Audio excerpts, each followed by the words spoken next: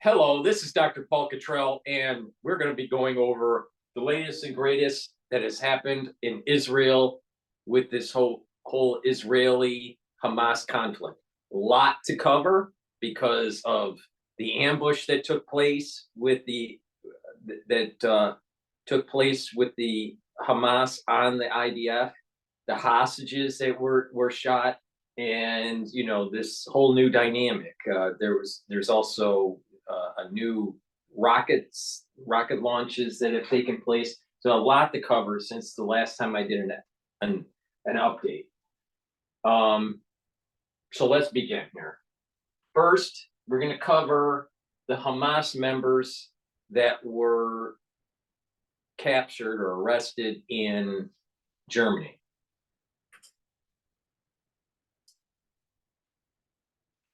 Some Hamas and others accused of planning terrorist attacks in Europe have been arrested in Germany, the Netherlands, and Denmark. Alex Hogan is on this. She's live in London for us. Alex, what exactly do we know as this story is just breaking? Hi, Sandra. So multiple arrests across multiple countries. All of these people accused of attempting to carry out terrorist attacks. The prosecutors say at least 3 of them are long-standing members of Hamas. Now, what we do know at this point, authorities say they are on high alert. 3 people were detained in Germany, 1 person was detained in the Netherlands, and 3 others were arrested in Denmark on suspicion of terrorism. And Israel has linked all 7 people to Hamas, although Denmark has not specifically named Hamas yet. Now, as is usual in these types of cases, the full names of those who have been arrested have not been released, but this is what we do know of the German-led investigation. 2 men are from Egypt. 1 man who was born in Lebanon was reportedly tasked by Hamas to take weapons to Berlin, according to investigators. And 1 man is a Dutch national. He's in his 50s, and he was arrested in Rotterdam, but he's also linked to the Danish operation, which just exemplifies how connected these different cases are and the extent of the threat level. Law enforcement say that they prevented a major attack. This is why it's really important. There are sleeper cells, and they're not lone wolf type sleeper cells. You have a lone wolf where it's only 1 person, and then there are like sleeper cells that are like it's a group of people that are just like local, that aren't connected to a larger organization. This is coordinated. Hamas and the funding with Iran and Hezbollah and the funding with Iran, there's going to be global disorder through these terrorist groups that in many ways Iran is orchestrating and funding. So, keep in mind that we have sleeper cells in the United States waiting to go, to happen, waiting to be activated. And this is not hyperbole. The Hezbollah official has said this.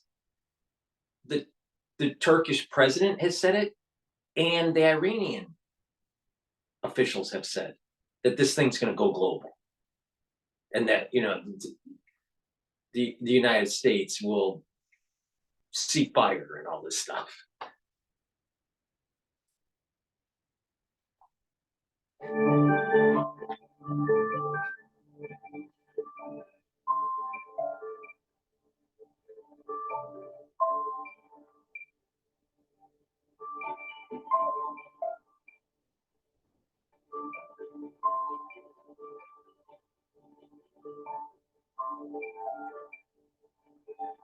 I don't know if they're, they got this.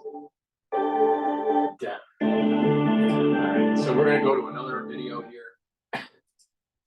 This is Fox News, and this is dealing with the hostages being killed. Now, let's keep in mind, we don't know how those hostages that were killed, how they were released. Did they escape? Or were they let go? And we have to also understand the context this was in. A couple days before, the IDF was ambushed. And supposedly, the unit that killed these people were in a firefight before the incident. Now, how long before the incident? I don't know. It wasn't right away. But the thing is that these soldiers are already on edge because of the ambush that happened a couple days ago and the firefight that happened before the incident of shooting the hostages. You don't know the context, of how those hostages were floating around freely. Were they let go by Hamas to potentially create a accident, or did they escape? What was the context? We don't know. Now, the IDF has investigated this preliminarily, and they said that it was against the code of conduct of warfare, and therefore people will be held accountable. So, but it was an accident. You got to understand the context. You know, the problem is that people that watch this stuff and the people that create the news in mainstream media, they'll take the incident, but they won't remind you. They'll just say 3 hostages were killed by the IDF. What about the context? 2 or 3 days ago, there was an ambush. Oh, that unit that actually shot them were in a firefight before during that day. So they're already, the adrenaline's already charged. So they're walking on 8. They don't know. Oh, just because the hostages is speaking Hebrew doesn't mean that they're a hostage or Israeli. So this is the problem in the battlefield. But according to the IDF, they said that they broke code of conduct. Now, my understanding, it's only 1 soldier that actually shot them. I could be wrong on that, but my understanding is 1 soldier shot all 3. With so many reservists coming in, how much training did this person have? Recent training did this person have? On top of being in a charged situation in a firefight, and a couple days ago, the IDF was ambushed. So keep it in context. This is going to have an environment of chaos that will lead to accidents.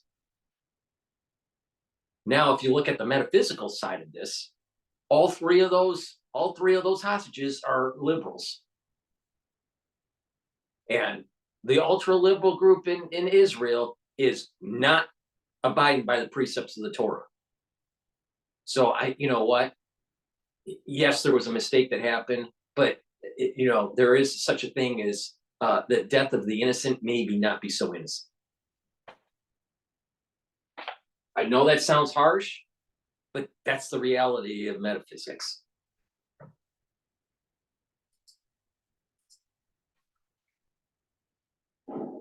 Yeah, hey guys, good morning. A tragedy on Friday morning has galvanized the country of Israel once again. Just 48 hours ago, 3 hostages were killed inside Gaza after mistakenly being identified as Hamas fighters. We are learning more about what took place. The Israelis say some of the hostages were shirtless. They walked toward the soldiers with at least one of them holding a makeshift white flag.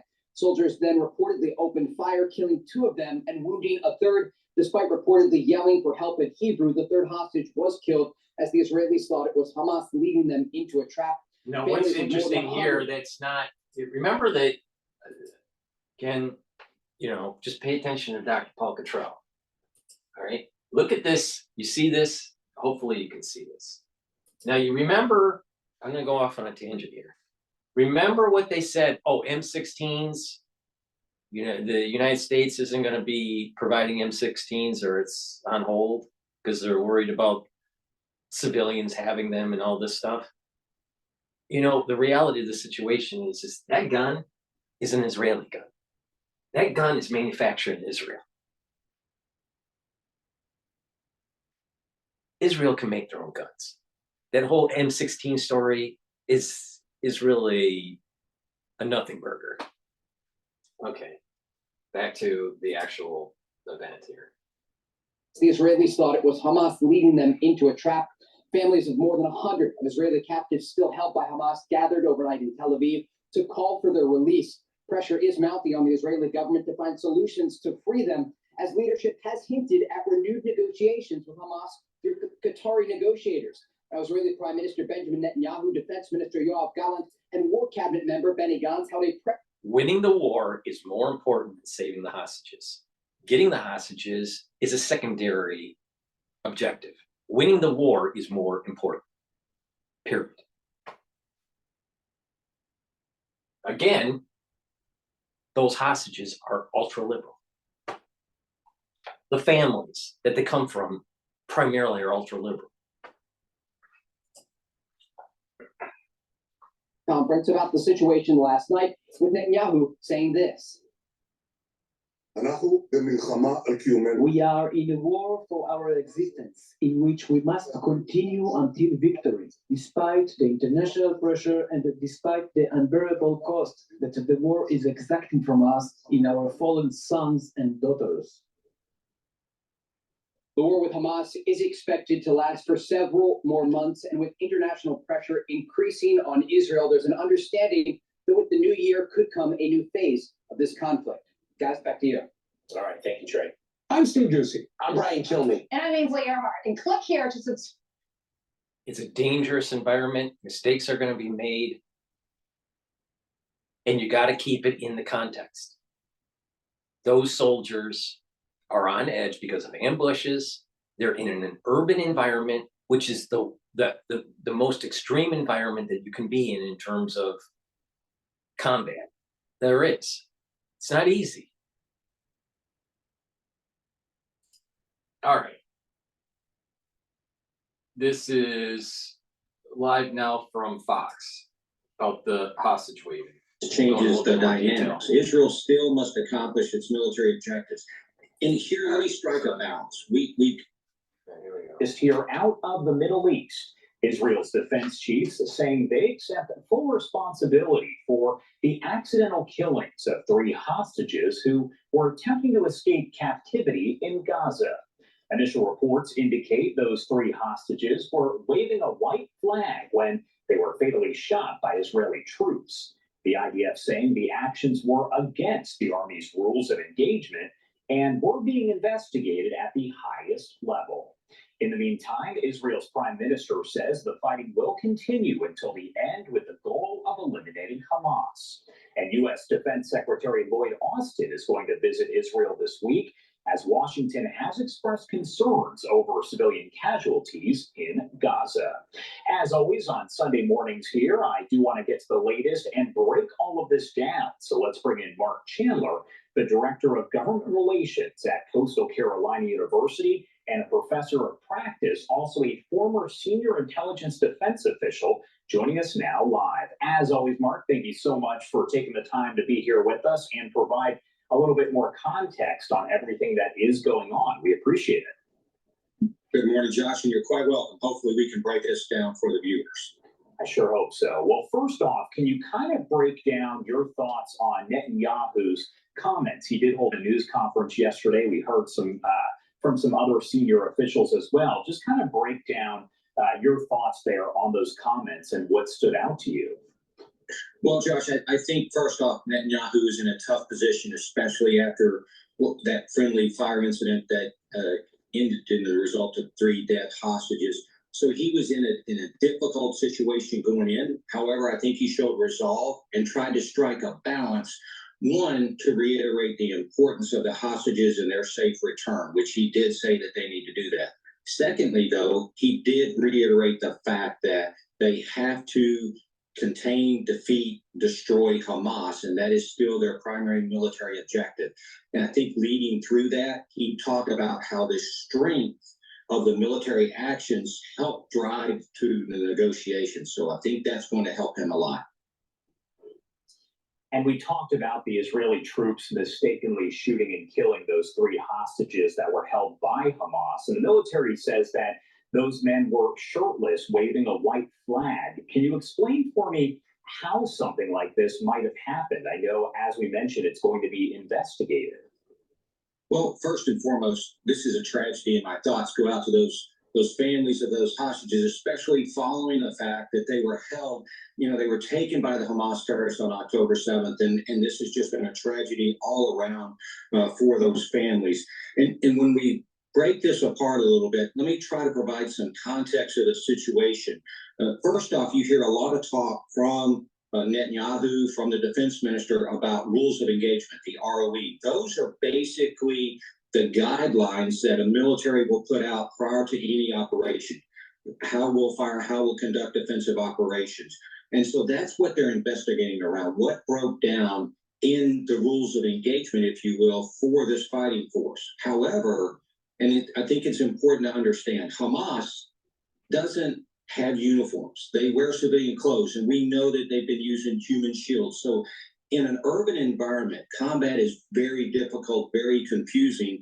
And right before this incident, the unit that unfortunately killed these hostages was just in a firefight. They were just taking fire from several buildings in the area. So when we look at that, and then you see the confusion come out of men, what we call military-age men, in civilian clothes, waving the white flag, could have been in that unit. And I'm not trying to excuse that unit's actions or really understand the situation on the ground as it was, but waving that could have been a trick, because Hamas has done some horrendous things throughout this. So that environment, that dynamic environment, that very confusing combat situation led to this tragedy. It's hard to make a snap decision like this when you're in a combat situation. Do you think this incident could possibly have any sort of ramifications on the U.S. involvement in the war, the U.S. stance on the war? We know, of course, that the Defense Secretary Lloyd Austin will be in Israel, and there are concerns that he may tell them possibly to kind of dial it back due to civilian. Let's get this straight. 3 hostages that are accidentally killed, especially with IDF soldiers that were already on edge because of what happened with the IDF ambush. And they're gonna like just dial it back, but because of just the casualties, the collateral damage in an extremely chaotic situation. You know, here's the problem. Here's the problem. Most people do not understand the extent of urban warfare and what it really means at the soldier level and at the civilian level. Now, actually, civilian deaths are going down in Gaza because they're actually listening to the IDF and moving into the safe zones that they told them, compared to what was going on in the north. They should have listened at the very beginning.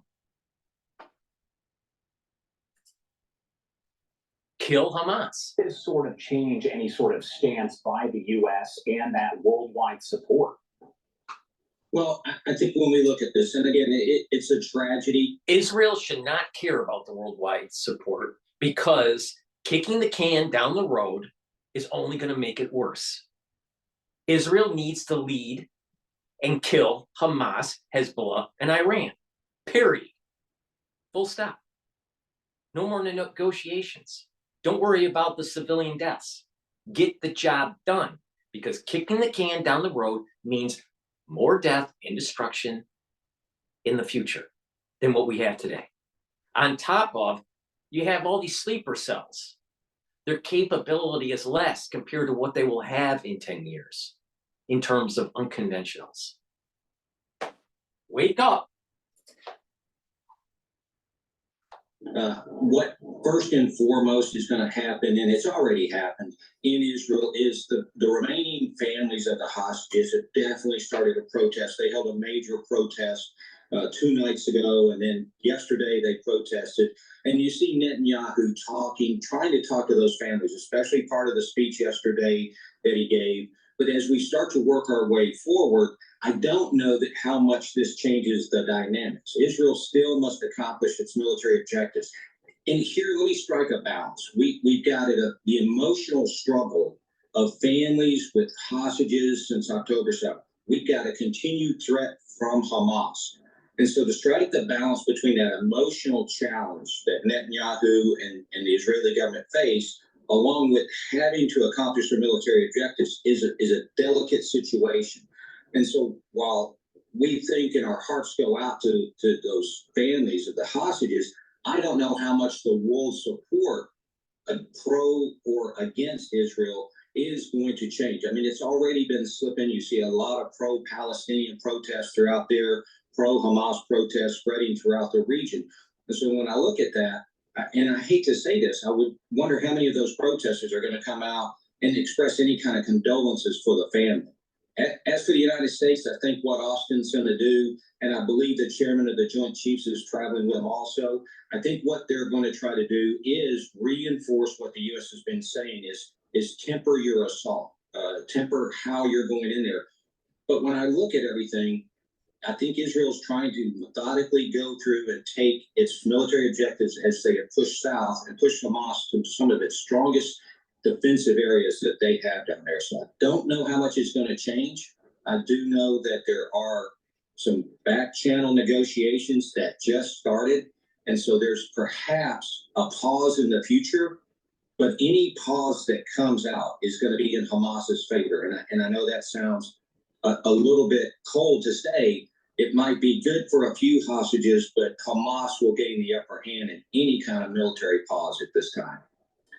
We also learned this weekend that the USS Carney shot down at least 14 Houthi drones in the Red Sea Saturday, and that a Royal Navy warship shot down a suspected attack drone targeting commercial ships there. Why are the Houthis targeting these ships? Do we have that answer? Do we know at this point? Well, like any good intel officer, I would love to tell you I know 100% what's going on, but I'll give you my best assessment as we're looking at this. You know, a week ago when we talked, Josh, there had been 24 attacks that the U.S. had intercepted. We had what we call a barrage attack yesterday, 14 in one day. And that's how many the Carney shot down. You referenced the British vessel that shot one down.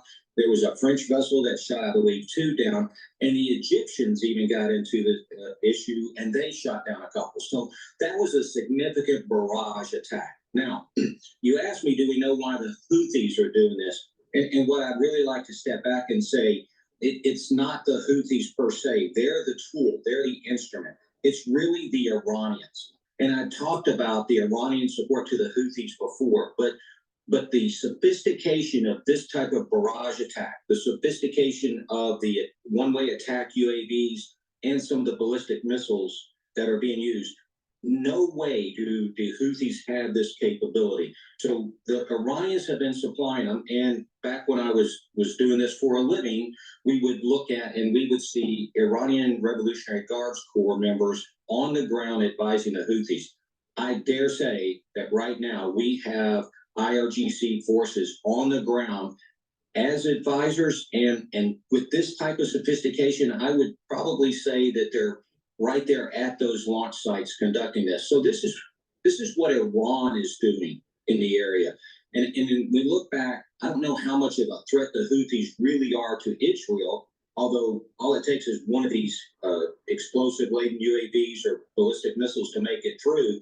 But we do have, for a nautical term, a picket line set up of our ships, the British ships and the French ships in the Red Sea to help intercept. But what we're looking at is the attack on shipping itself. This is one of the busiest waterways in Europe. 10% of the world's oil goes through here. Almost 20% of the world trade goes through here. We're talking 20,000 vessels a year that transit the Red Sea. So you're looking at a potential destabilizing effect on the economy. This would negatively impact the U.S. economy. So when I look at this is Iran helping create destabilization throughout that region. And just for context, they did this back in the 1980s. Iran put mines in. And that's why I keep on saying that one of the aftershocks from the crisis that we went through in 2020 is a destabilization of Asian theater, with the first island chains being controlled by China.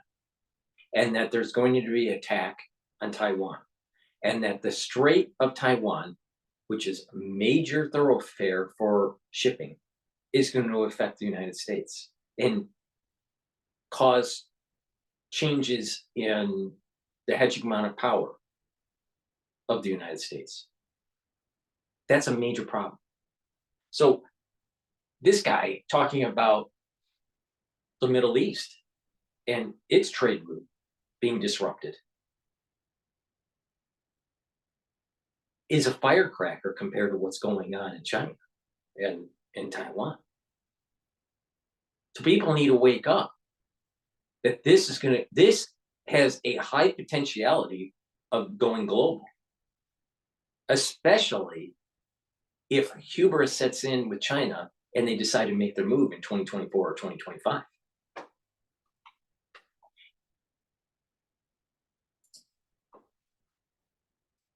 Canal back in the 1980s, and then the same thing in the Persian Gulf. They did that in the later 80s. It actually disabled a U.S. warship at that time, and President Reagan at the time conducted a couple of days of strikes. That stopped at that time. So this is not Iran's first try to destabilize shipping going through there, one of the most important shipping areas. 4 of the 5 world's largest shipping companies have ceased operations going through the Red Sea as of yesterday. And on that same note here, I mentioned U.S. Secretary of Defense Lloyd Austin is going to be there in Israel, and he did announce here over the weekend that he is ordering warships from the U.S. to stay there in the Red Sea. What is the significance there of that move? Well, I think that move never should have been announced, because I think it should have been something that we expected to see. When we look at why we're there to ensure the safety of American citizens and American military personnel throughout the region.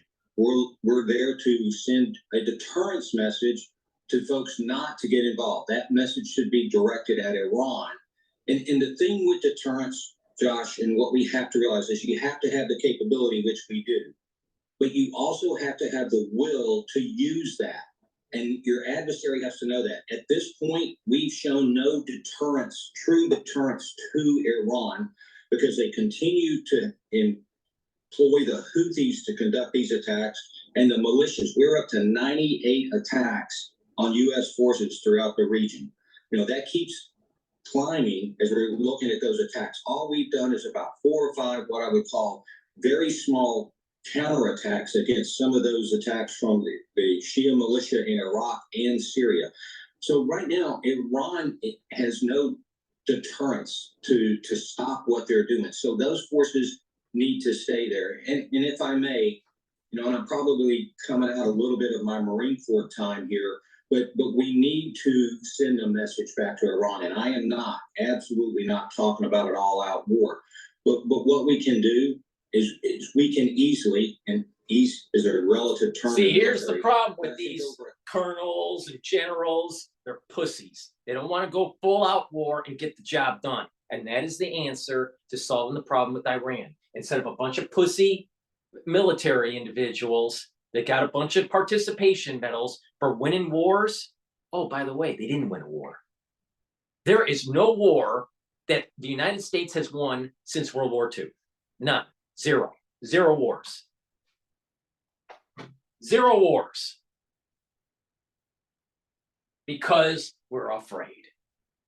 Because we're afraid of how the Russians may react. We're afraid that it may be an escalation in the Middle East.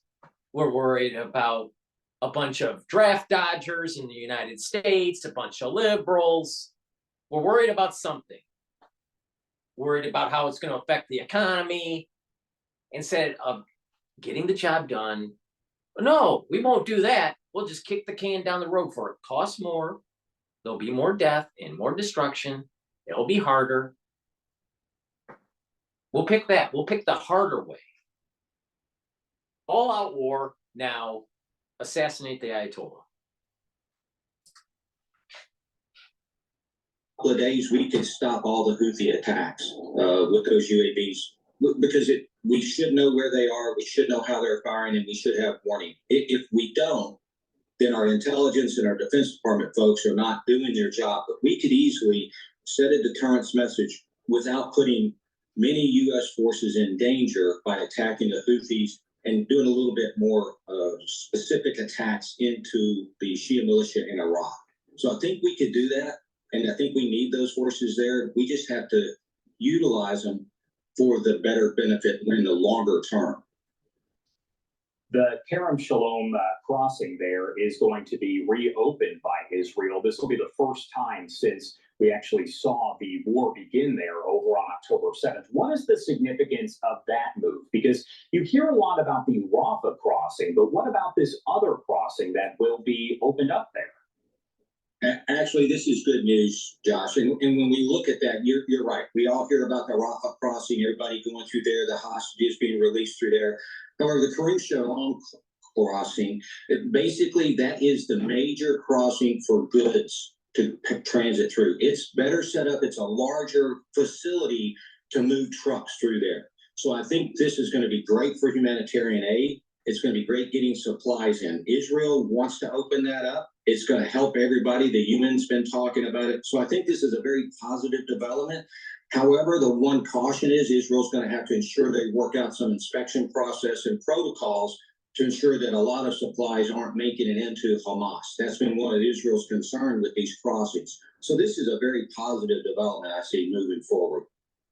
And kind of going in reverse a little bit, because we touched on the Houthis overall, but we hear a lot about Hamas and think of them as, you know, the main, I guess, opponent there of Israel. But what's important to note is that you have Hezbollah and the Houthis that are also fighting against Israel, correct? Yes, you absolutely do. So when I look at this and I see Hamas, that's kind of the impetus. That's where everything started out there. But if we spread it out a little bit more regionally, you do have the Houthis down there. They're bringing the fight in there, but that's Iran directed. That's how Iran's trying to keep Israel off balance and the United States off balance and any allies who are supporting Israel. And then you have Hezbollah, and they're fighting from the north today. There were some additional attacks from the north, Israel striking back. So you're looking at this balance, and it's designed to keep, one, Israel focused on the Hamas fighting, but also off balance as I look at the regional aspects of it. In the U.S., we've got 2 carrier groups. We've got a Marine amphibious unit that's there. So you start to look at those aspects and you see everything going out there. It's more of a regional context and keeping Israel off balance, as I said. All right, Mark Chandler, when you have these woke revolutions, it requires all of us at some point to say, no, not going to do this. No, we don't have that at Harvard, though. We have a bunch of people that are trying to promote a super liberal agenda, and the conservatives won't say stop. And there's the problem. And the rest of the country is a bunch of pussies. All right. Let's go to this. This Al Jazeera video is a little bit longer, so I want to probably play something that's a little bit shorter before I do the Al Jazeera video. It's a little bit longer. Yeah. I'm going to play these 2 short videos. This one is Israeli settler violence surges in West Bank amid bloodshed in Gaza. Global News is the channel. We're in the South Hebron Hills in the West Bank. The small village of Susia is home to 35 Palestinian families. This is not the original Susia. Over there, says Mohammed Hamad, a few hundred meters away. That's where they were driven from in 1986. And ever since then, Israeli settlers have tried again and again to push them out. House demolitions are a constant sight in Palestinian villages around here. Harassment is part of everyday life. Here are the settlers taking over the Susia playground, the Israeli military doing nothing to stop them. What's unique about this village is that it's entirely surrounded by Israeli settlements and the Israeli military. And since October 7th, they've restricted movement in and out of the village. In the past 2 months, the Palestinian death toll across the West Bank has surged. Killings at the hands of both Israeli forces and settlers, say Palestinian authorities. I will stay here even if they kill us. We want to live in our land. This is our land. They took all of our lands. This is the thing that they don't get. See, this is why the Westphalian method is not going to solve the problem in Israel. This is just proving my point.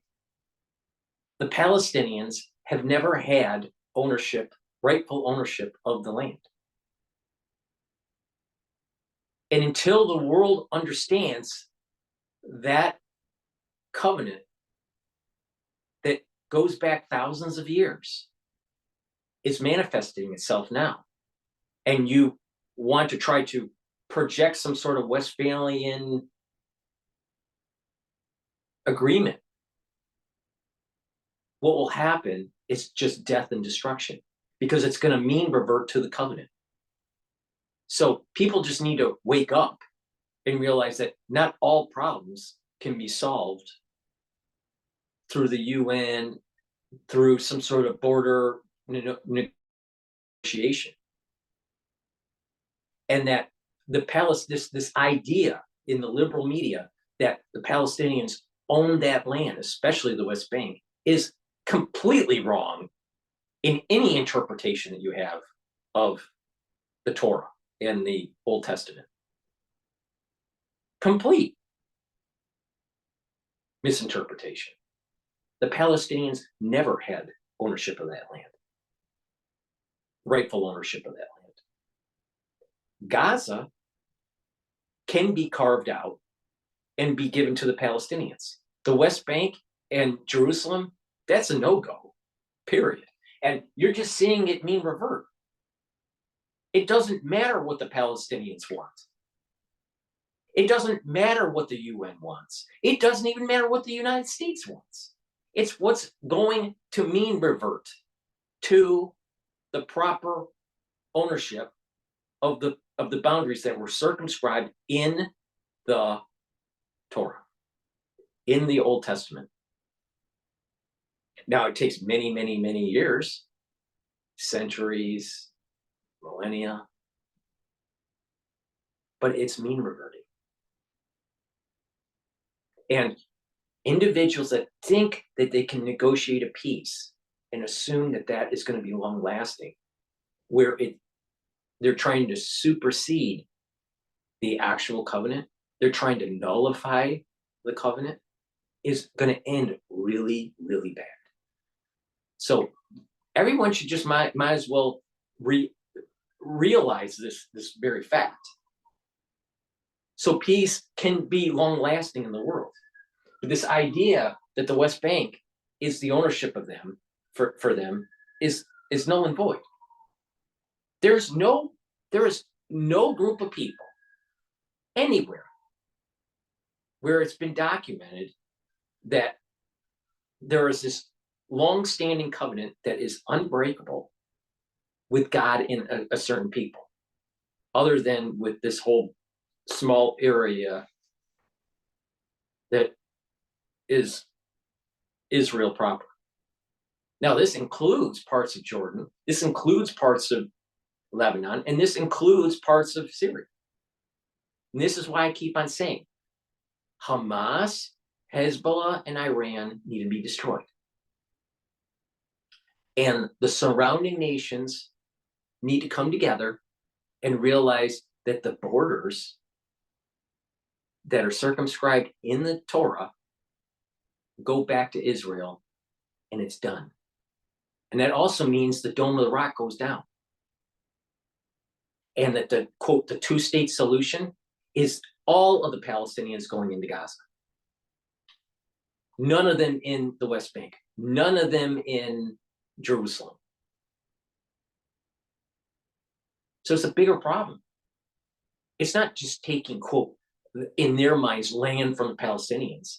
It's actually the surrounding nations giving up some of their land and going back to the covenant. Now, this can be done peacefully or it can be done by force, but it's mean reverting back. And it doesn't matter what you think.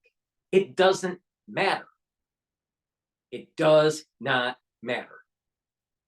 You can agree with me or disagree with me. It doesn't matter because it's going to mean revert. When it mean reverts, I can't tell you. Is it going to be peaceful or forceful? I'm not so sure that it's going to be under a peaceful scenario. Most likely it's going to be forceful because of the way people are. But people are being judged, and you pick the wrong side and you're going to get cursed.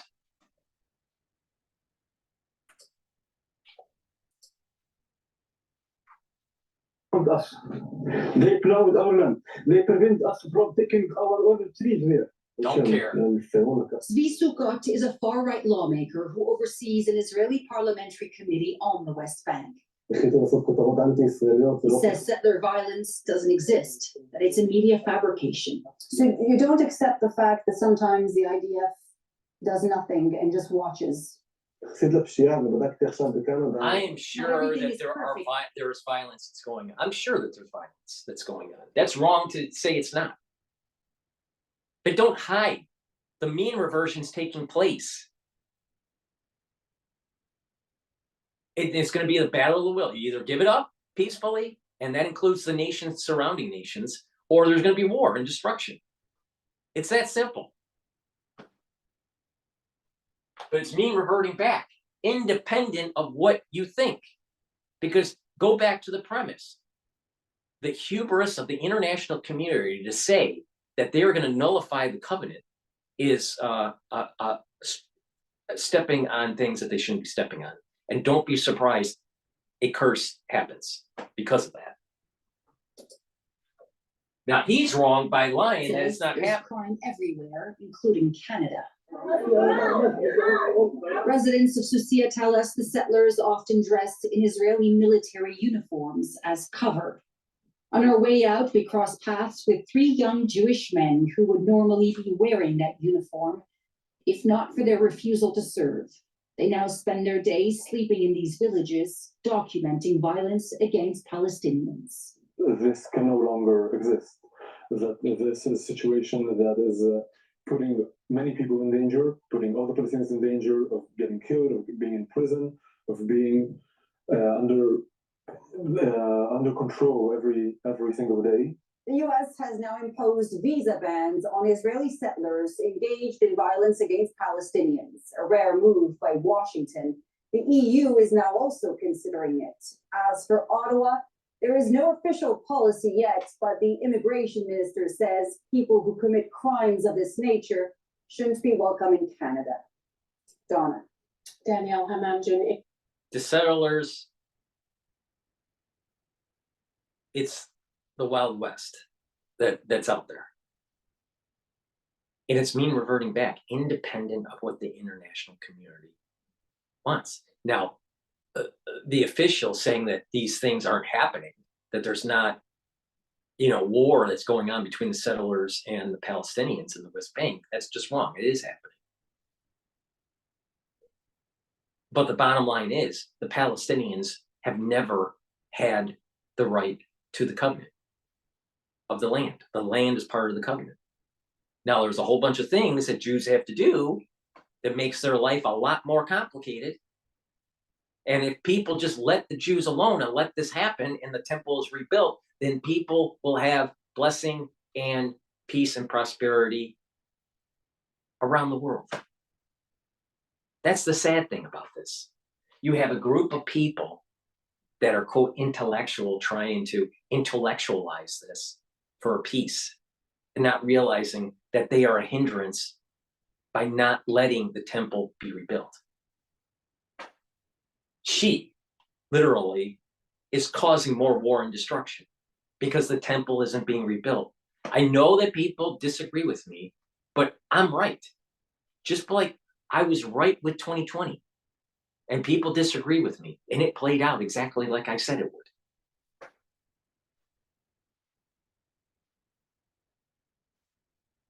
The liberals are going to continue kicking and screaming because they're little children, not realizing that there's a bigger thing that's going to be happening and that there's going to be a blessing on the whole world.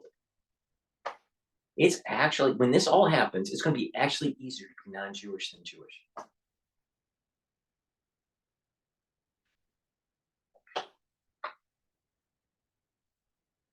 People are so dumb, so dumb. All right, several Israeli soldiers killed in Hamas ambush. This was 3 days ago. Military has reported an unexpected ambush in northern Gaza by Hamas militants. 9 soldiers were allegedly killed during the attack, making it the deadliest day for Israeli forces since the war began.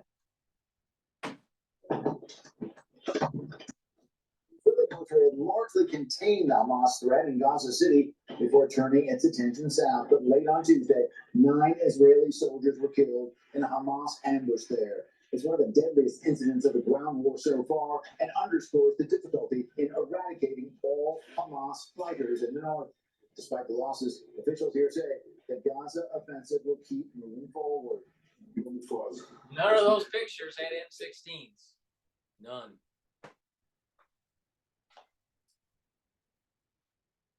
A very, very painful price, but it is necessary if we want to live here in our homeland, in our country, and this requires a continuous battle. As they press ahead, Israel's tactics appear to be shifting. There are now multiple reports the IDF is pumping seawater into the vast complex of Hamas tunnels. Israeli officials say those tunnels are key to the militants' ability to move around Gaza undetected. But there are also reports some of the hostages are being held there, and flooding the tunnels could put them in danger. I don't know that for a fact. I do know that every civilian death is an absolute tragedy. The uptick in fighting prompting the UN General Assembly to demand a humanitarian ceasefire in Gaza, with 3/4 of members voting in favor. Now think about all those people that are in the UN are a bunch of liberals. And many of them do nefarious things, either privately or, you know, fleecing their governments, doing special deals with businesses.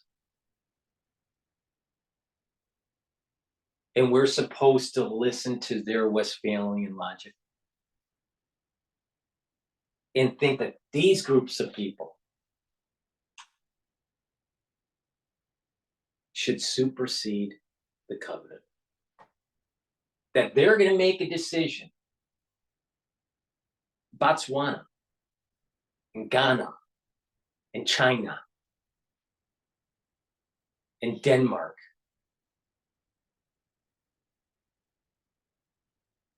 Madagascar, they're going to tell you that their decision should nullify the covenant. I don't think it's going to end well for them. I really don't. There's going to be events that happen in the world that will show the world that their logic will eat itself. They will be eating their own tail. And there's going to be more destruction and more strife. And there's going to be the great disentanglement between good and evil, between people that they'll be trying to have a holier soul, and ones that want to be ultra liberal. And there's going to be a blessing that comes down on the ones that want to be better people and to bring peace on this earth, but to realize that you have to get back to, you have to mean revert with the Temple Mount, with the borders. And the ones that don't fall in that category will be cursed, because they're the ones that are trying to nullify the covenant.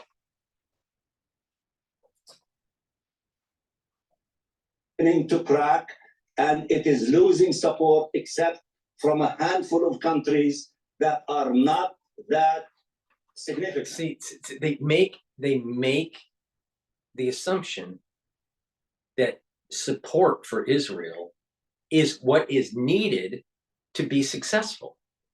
The only thing that Israel needs is support from God.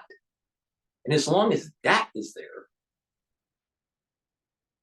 it doesn't matter what this guy thinks. It doesn't matter what this female thinks, or this guy, or that guy, or that guy, or that guy, or that guy, or that guy, or that guy, or the other 180 some countries in the UN. It doesn't matter. And this is the point I'm making. This is bigger than any event in terms of warfare that man has seen, especially in modern history. This is a big thing that cannot be negotiated at the UN. This is Jacob and Esau battling it out. The answer is a two-state solution, and all those Palestinians are put into Gaza. Jordan has to give back some land. Lebanon needs to give back some land. Syria needs to give back some land. Egypt needs to give back some land. And then you're going to have peace. And the Dome of the Rock needs to come down. The solution is not the UN. The destruction of the UN may be part of the solution, but the solution for the conflict between Israel and Hamas, Israel and Hezbollah, Israel and Iran, will not come from the UN. The UN will only make it worse in the long run. In the final analysis, they will make it worse. President Biden says he's working with the leaders of Qatar and Egypt to secure a more permanent ceasefire in Gaza. All right. Here it is, the vanished holster. This one is Alan Dershowitz on Al Jazeera. Mosques, churches, schools, and hospitals have all been bombed as Israel continues its genocidal war on Gaza, seemingly unchecked, with the United Nations Security Council unable to... This is Al Jazeera, and we're never, ever biased. Genocide. Genocidal acts in Israel. Yet, ceasefire. What about Esau being a fucking animal? Its organizations of committing crimes against humanity and numerous war crimes. Now, many say that as this war continues, it is the very essence of international law that is also at stake. Let's take a sidebar and talk to Alan Dershowitz, a former professor of law at Harvard University and a leading figure or expert in his field. He believes that organizations such as Doctors Without Borders and even some of the United Nations entities like UNICEF have effectively been co-opted by Hamas to push what he describes as Hamas's propaganda.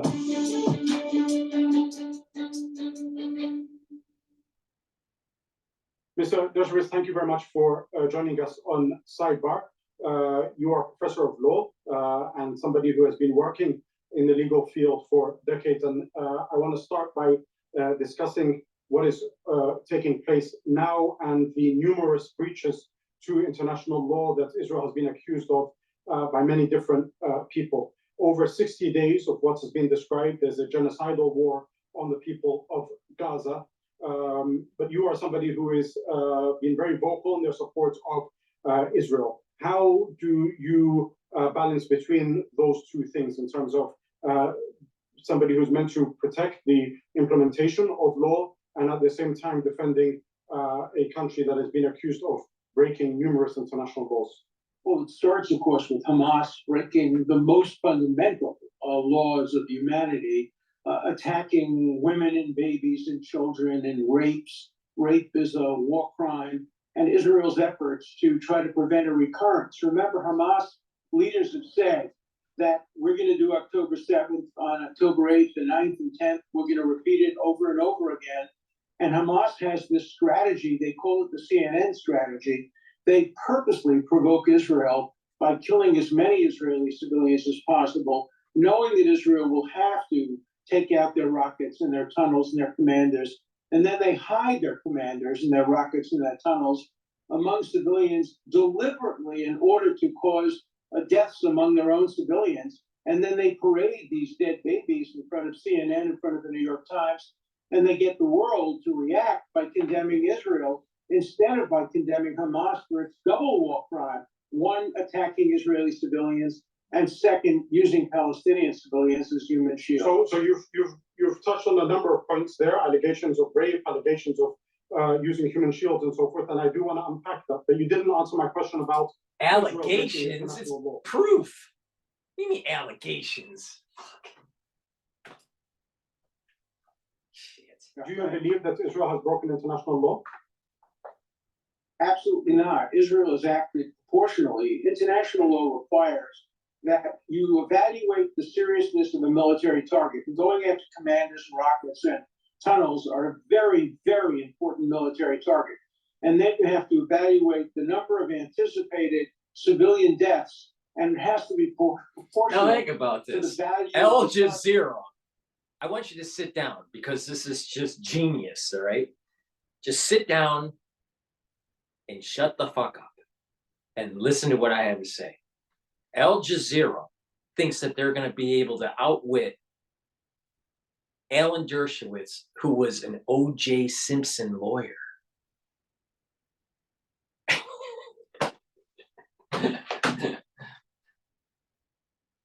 And then you have to do everything in your power to minimize civilian deaths. Israel has no interest in killing any Palestinian civilians, quite the opposite. Whenever they kill a Palestinian civilian by accident, they are condemned in the court of public opinion.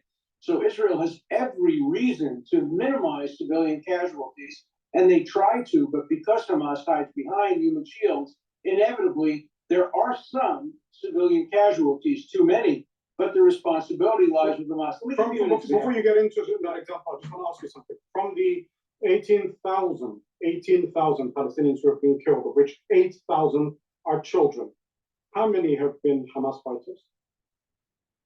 Well, the Israelis estimate. Don't buy another pair of glasses until you've seen what this new invention can do. These self-adjustable glasses are taking the world by storm. Well, the Israelis estimate about 7,000, including, by the way, children. Children are fighters.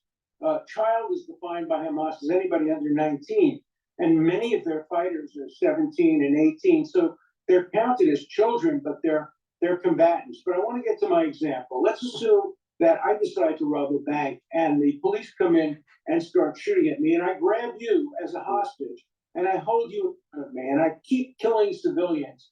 And then the police take aim at me but accidentally kill you. Who is responsible under Qatari law, under Sharia law, under American law, under the law of every country? Obviously, it's not the policeman who fired trying to kill the hostage taker. It's the hostage taker who's responsible. And so I think Hamas is responsible for many of the deaths that are tragic and that have resulted from them using human shields. So let's take that analogy.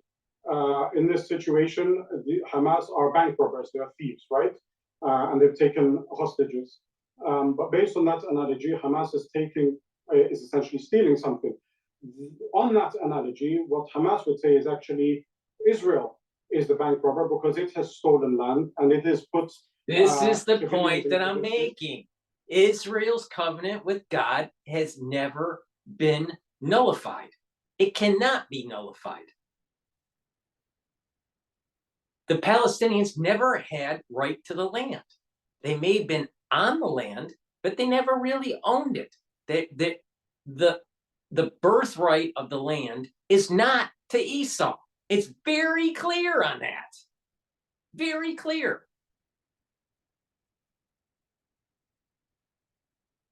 You're squatting on the land. You never owned it.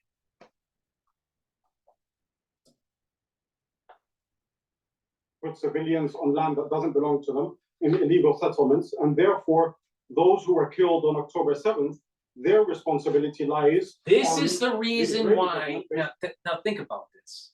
Jews that observe the Torah follow the idea of the covenant.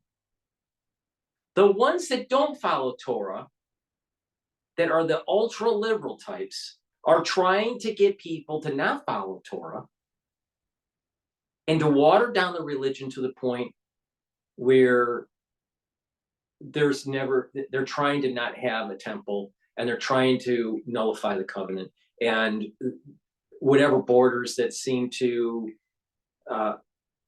be negotiated through some UN order, superseding God.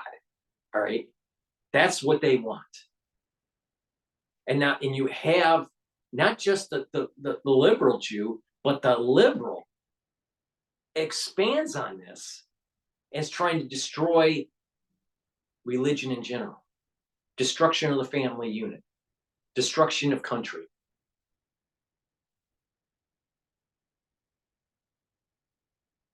And so the Palestinians and the Islamic faith are taking this and running with it because this is how they're going to try to steal, using international pressure, using international negotiations to try to nullify the covenant. This is Esau's way of trying to steal from Jacob. Esau has never been given the ownership of the covenant. Ever. Ever. Ever. It was never sold to him, to Esau. It was never sold to Esau. Esau didn't get the blessing from his father. His descendants didn't accept the Torah at Mount Esau. It was the Jews through Jacob's line that accepted the Torah at Mount Sinai. Esau has never had ownership of the land and was never part of the covenant. That's a fact. But they're trying to water down religion so you don't know this, so they can steal the land, steal the Temple Mount from the rightful owners, which are children from the Jacob's line.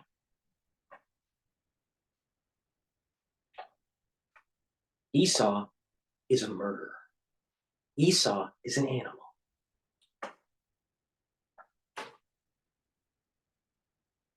They just want you to forget that covenant. And then just go, well, we were there 150 years ago. We were there 100 years ago, and Israelis are coming and trying to take it away. This is why the world needs to wake up and understand that that covenant is non-negotiable. Period. And until you get that in your thick skull, there's going to be war and destruction, and there's going to be a curse on the land, on the world. There's going to be nothing but bloodshed. Esau needs to get back to his rightful place in a little strip called Gaza.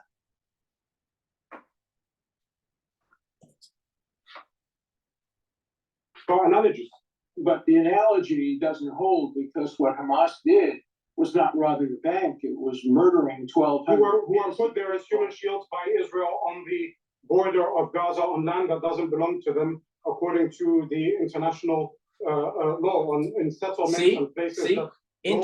According to the international law, Palestine is really for the Palestinians, and no Jews should be on there because of an international law. Why is international law superseding the covenant? Al Jazeera. Oh, you're funded by Qatar. Okay. All right. It has nothing to do with international law. Nothing. Nothing. Zero. Nothing.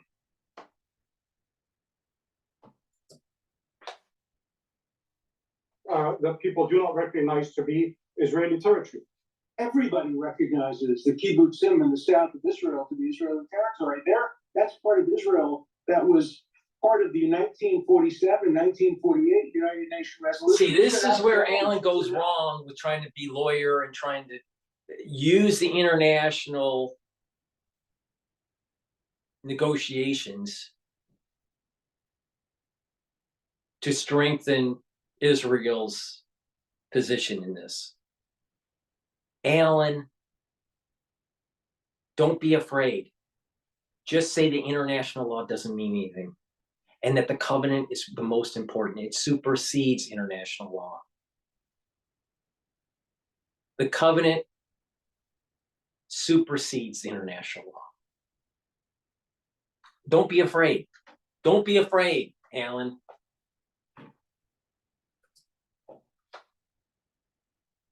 Areas captured in 1967, these are areas that have been part of Israel from the beginning. If the Palestinians had just said yes to the UN resolution of 1947, 1948, which Israel accepted, there would have been a large Palestinian state, and there would be Adam, Mr. Dershowitz, you say everybody recognizes it, but Israel itself hasn't defined its borders. Where are Israel's borders for people to recognize them?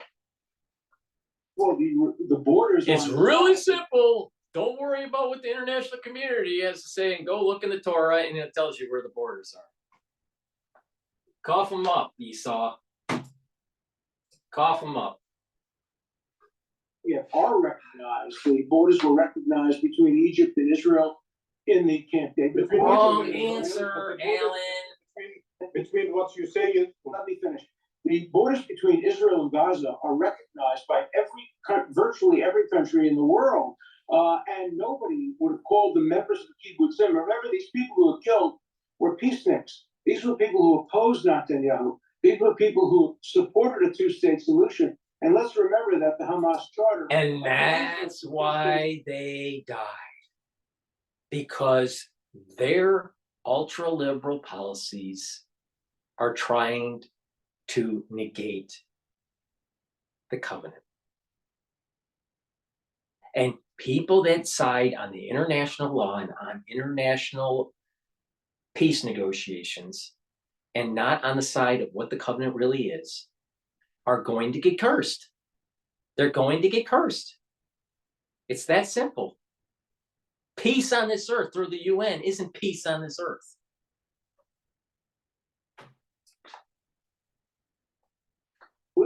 It demands that's the old charter. The new charter that came out talks about a 20-year truce if 1967 borders were accepted in a two-state. But let's finish one point at a time. We will come to it. I do want to ask you about something. And it's a very important point. You said that everybody recognizes those borders. We had Benjamin Netanyahu stand up at the United Nations with a map of a new Middle East that did not have any reference whatsoever, not to a state of Palestine, not even to Palestinian territories. It had historic Palestine completely as Israel. Could you point me to the article in Israel's constitution or anywhere within Israel that identifies Israel's borders, please? Oh, sure. Zionism in the state of Israel was to water down the covenant and orthodoxy. Wake up.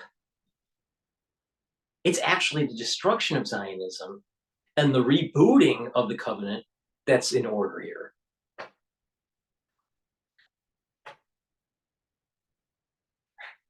These people, I'll tell you, Esau needs to die.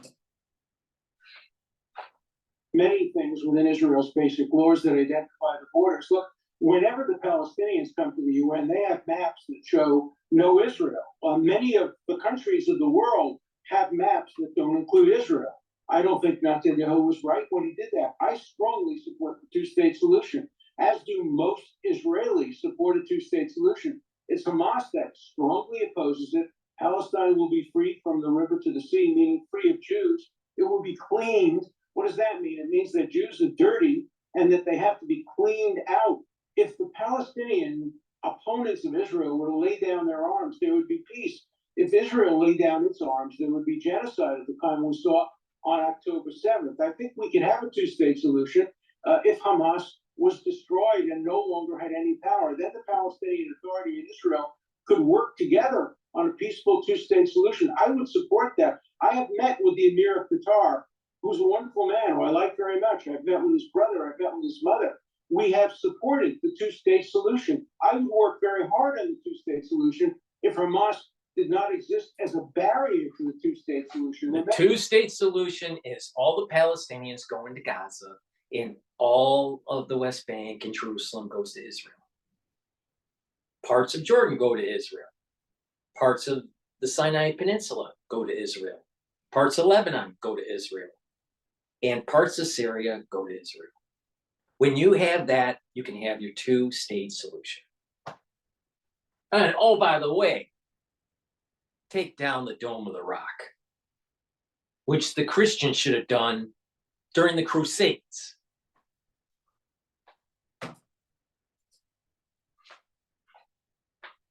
There was relative ceasefire between Israel and Hamas until October 7th. And then without provocation, with fake provocations, the stuff about what was going on at the Temple Mount, that was a fake because these were planned months in advance. The Hamas decided to kill as many Israeli civilians as possible in order to invoke the CNN strategy of having Israel kill civilians and then be condemned by the world. So I'll come in. That's We'll unpack it all. We will come to the future and so forth. But again, can you please tell me what identifies within the Israeli state or within their constitution where it clearly defines what Israel's borders are?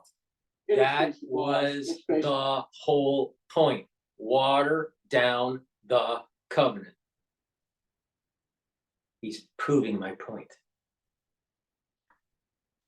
Zionism isn't about the booting of the temple and getting back to the borders that were part of the covenant. Zionism is about watering down the religion and secularizing Jews into a, quote, New World Order. The New World Order is a watering down of religion, of the family, of country. Wake up. But you got a bunch of people out there that are, quote, truthers, that think they know so much, that think they understand, and don't realize that Zionism is watering down religion, not strengthening it.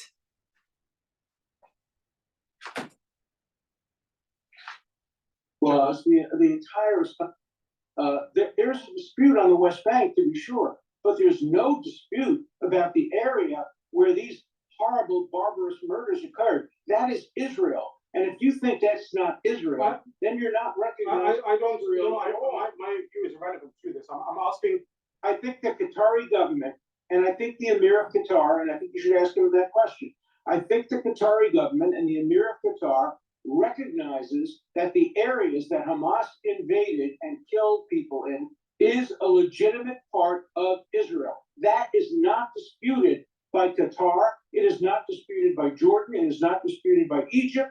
I don't believe it's disputed by Saudi Arabia. It's disputed by you. I don't dispute anything. Like I said, I'm purely asking a question here. The reason why I'm asking you about Israel's borders is because you have put forward a narrative that this was an unprovoked attack inside Israel and Israel is defending itself and that Hamas is using human shields to the end of it. What we have seen over the past few weeks is Israeli flags being planted inside Gaza and rhetoric being pushed by senior Israeli officials and military personnel saying that we will take back Gaza.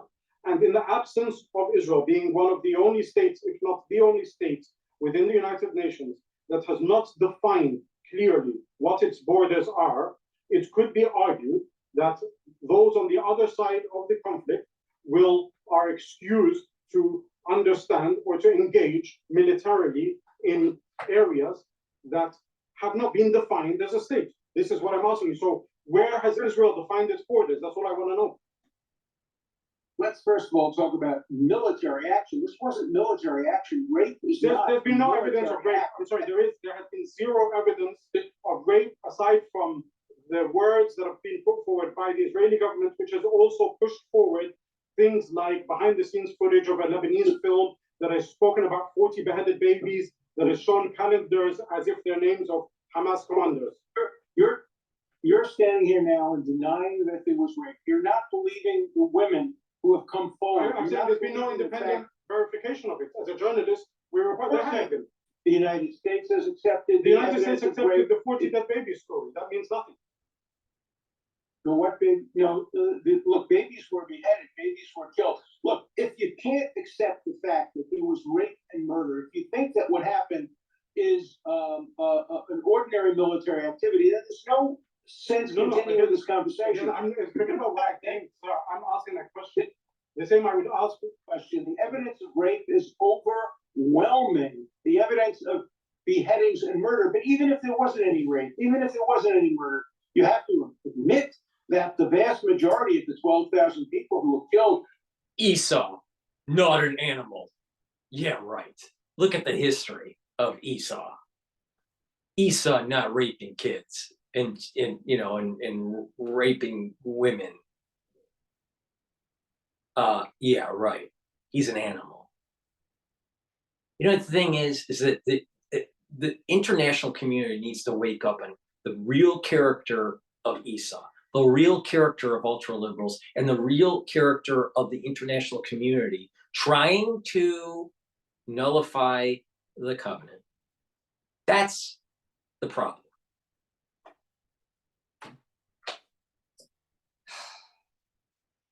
We're at a peace conference, a song conference. They were ordinary people. They support the two-state solution. People came to their homes and murdered their children in front of them. That is not a military act. Indeed. So what I would like to ask you based on this, and as ghastly as what you have said is, what I want to ask you is, you and those who support Israel say what took place on October 7th was unforgivable and required a very clear response, yes?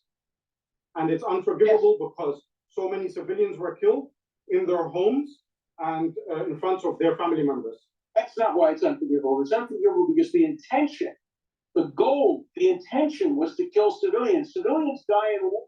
Civilians die when they're used as human shields. You can't make any comparison between the civilians who were killed by Israel in its attempt to prevent a recurrence of the attack and the civilians who were deliberately murdered in front of their children, babies, deliberately murdered. They were not collateral damage. That was the purpose of the invasion, to kill and murder babies and civilians. No comparison. So let me ask you, you say no comparison. Our colleague Wael al-Dahdouf, who's a very veteran journalist for Al Jazeera, whilst on air, his wife and his children and his grandchildren were killed. They had taken refuge in the place that Israel had asked them to take refuge in, okay? There was no Hamas fighters there at all. We can verify this as one of our colleagues. And Israel has one of the most sophisticated, if not the most sophisticated militaries in the world. How am I to believe the intention of Israel when he was forced to bury his children and his grandchildren, and they were babies? Collateral damage in an urban setting is going to have a lot of casualties. Sorry. It's part of war. Sorry. And that wouldn't have happened if the job was done in 2006, if the job was done in 2008 and 2009, if the job was done in 2014, you wouldn't have this happen. It's time to get the job done. Kill Hamas, kill Hezbollah, and destroy Iran. It's that simple. So this wouldn't happen if you accept the covenant. Perhaps all of the biased journalism that's going on Al Jazeera created this curse, created this negative externality to happen to his family.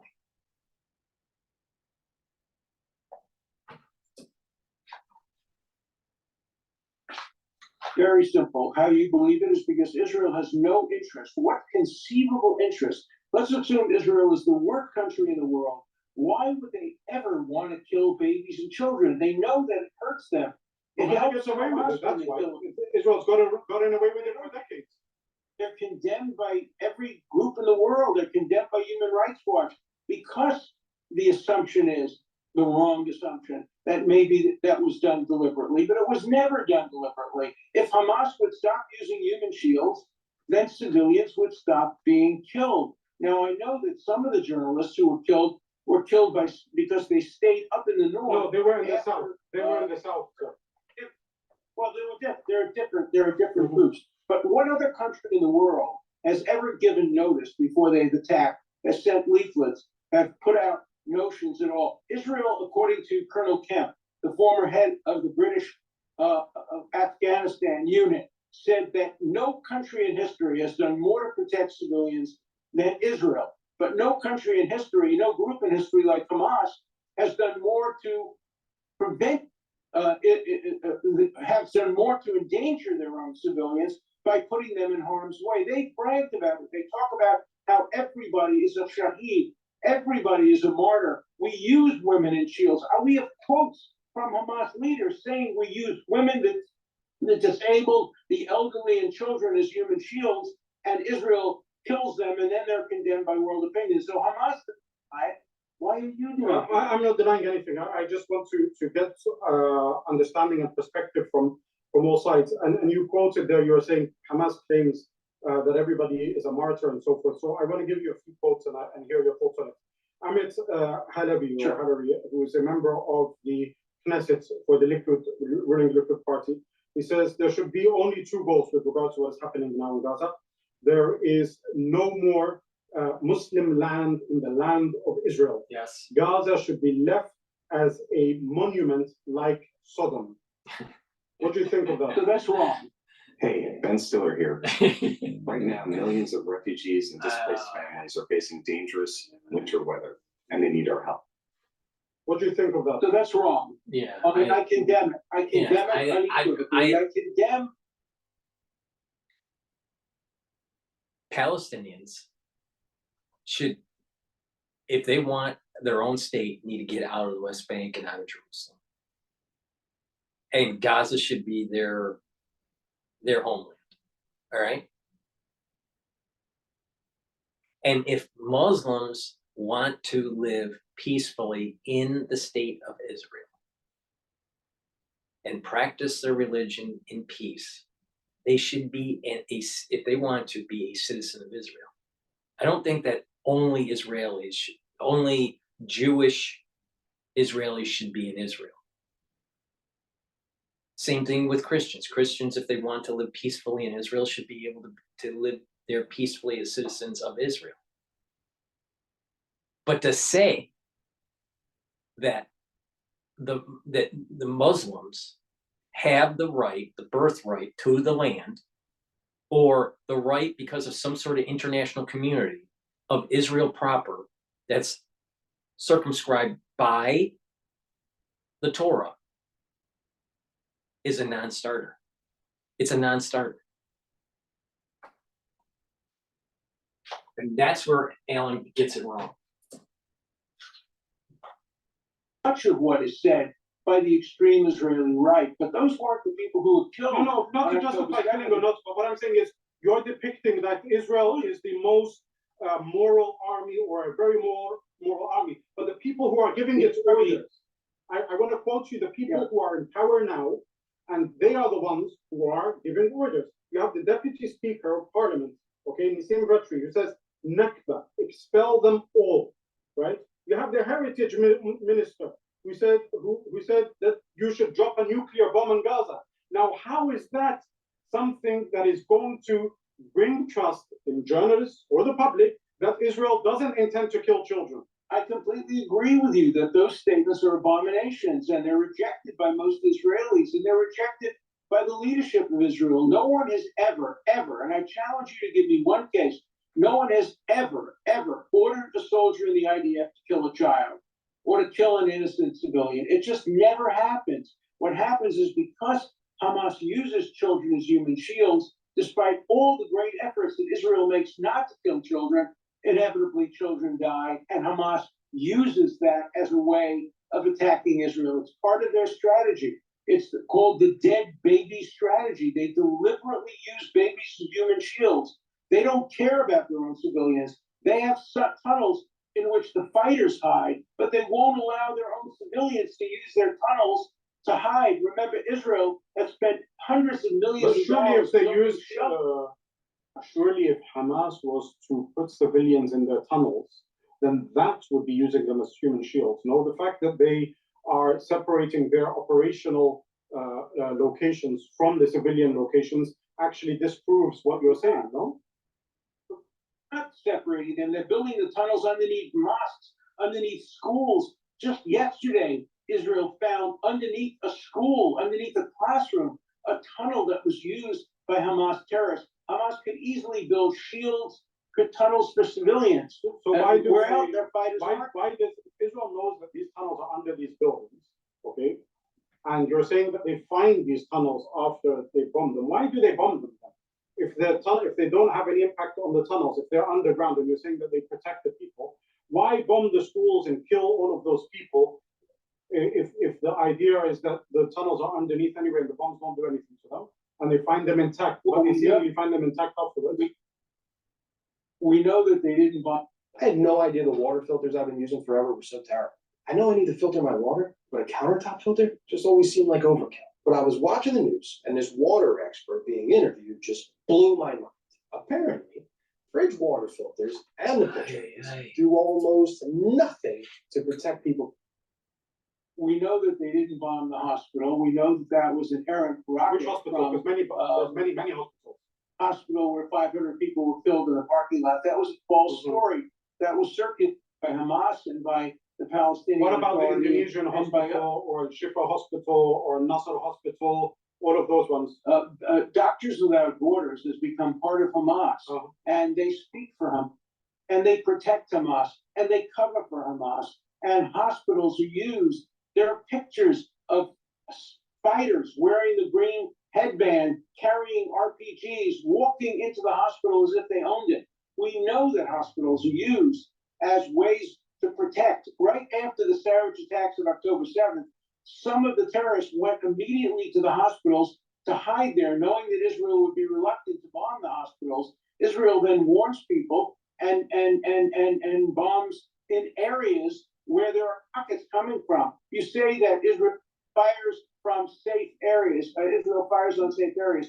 As soon as an area is declared safe, Hamas goes there and fires rockets from it in order to induce Israel to fire into the civilian areas. That's the plan of Hamas. That's what it does. That's why it's so successful and effective. That's why it'll happen over and over and over again unless Hamas is destroyed. And the biggest beneficiaries of Hamas being destroyed would be the Palestinian people. Can I just ask you something? You said something about Doctors Without Borders. But not one that's ruled by so you said something about Doctors Without Borders and that they have been recruited by Hamas, you said. That's right. Has UNESCO been recruited by Hamas? Sorry, or UNICEF rather. Has UNICEF been recruited by Hamas? Absolutely, all three of them have become voices for Hamas. None of them have any credibility around the world in objective people. And who hasn't been recruited by Hamas, if you don't mind me saying? And now we see the climate movement. That young woman from Sweden Greta Thunberg is now become a mouthpiece for Hamas. But just because the world condemns, many in the world condemn Israel, doesn't mean that Israel is wrong. Israel is not perfect. But compared to Hamas, Hamas is the greatest evil that the Palestinian people ever faced. And if Hamas is destroyed, the people of Palestine will be so pleased and happy because Gaza could have been Singapore on the Mediterranean. When Israel left it, Mr. Dershowitz, I need to ask you a few questions, if you don't mind. The people of I Palestine. will ask you about Israel supposedly leaving in 2005, but I just want to ask again. You've now told me that Doctors Without Borders, that UNICEF, that's right, and even the climate movement have been recruited by Hamas, or they are Hamas spokespeople. Okay. That's right. Who hasn't been recruited by Hamas? Like who in your view has credibility? Does the does the founding ICC prosecutor Luis Moreno Ocampo, was he recruited by Hamas as well, or is he somebody who has credibility? No.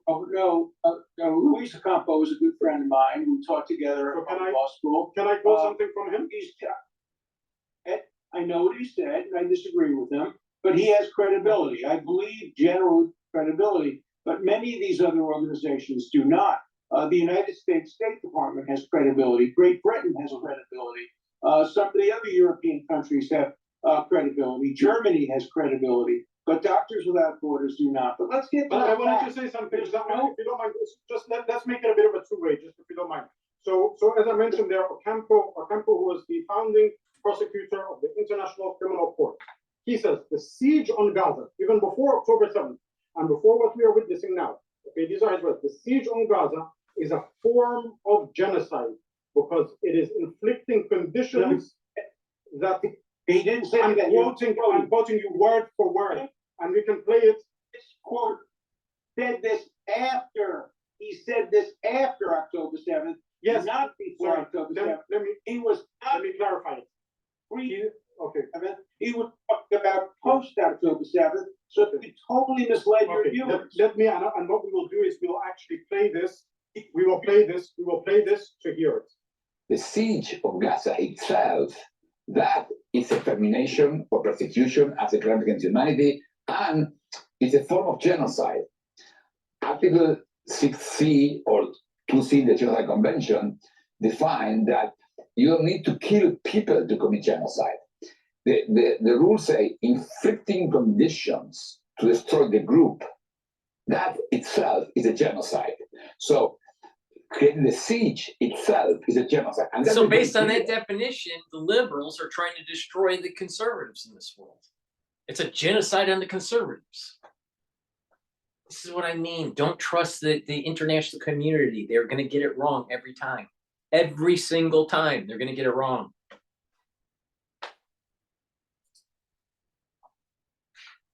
Israel won the siege, it's very clear. And the intentions... I'm going to go to commercial. This is PNN. Please go to my store, the-studio-reykjavik.com, and get the Max 35. What you do is take a teaspoon of this a day, you swish it in your mouth, you gargle with it, you swallow it, they'll neutralize pathogens, and it's part of the anti-aging protocol that I have.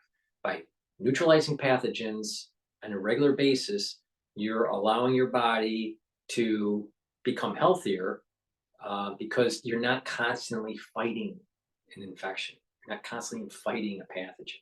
So please, go to the store, get the Health Max 35. I use this every day.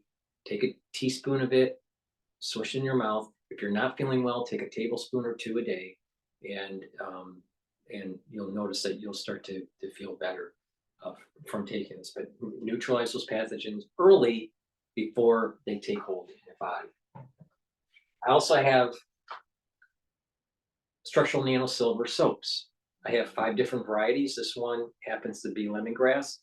Please go to my store, get the different soaps I have. They're great ideas for a gift if you're looking for gifts for people. So they're high quality soaps. Go to my store, the-studio-reykjavik.com, and get a few bars of my structural nano silver soap. I also have structural nano silver gel.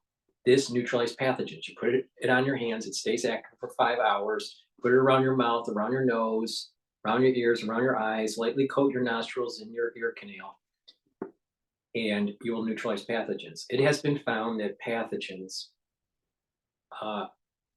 that enter through the nostrils on a regular basis can lead to dementia. So you want to coat your nostrils on a regular basis. Just lightly coat, and you do that regularly, and you'll have actually better mental health, better mental acuity. But not just that, this can be used as a skincare. It will heal wounds, cuts, abrasions, minor burns much quicker, all right? About 30% quicker. And you can put it on your skin, leave it on there, on all your whole body or just your face and your neck, sleep, and then when you wake up in the morning, exfoliate the skin and do that regularly, and you'll notice that your skin is actually healthier.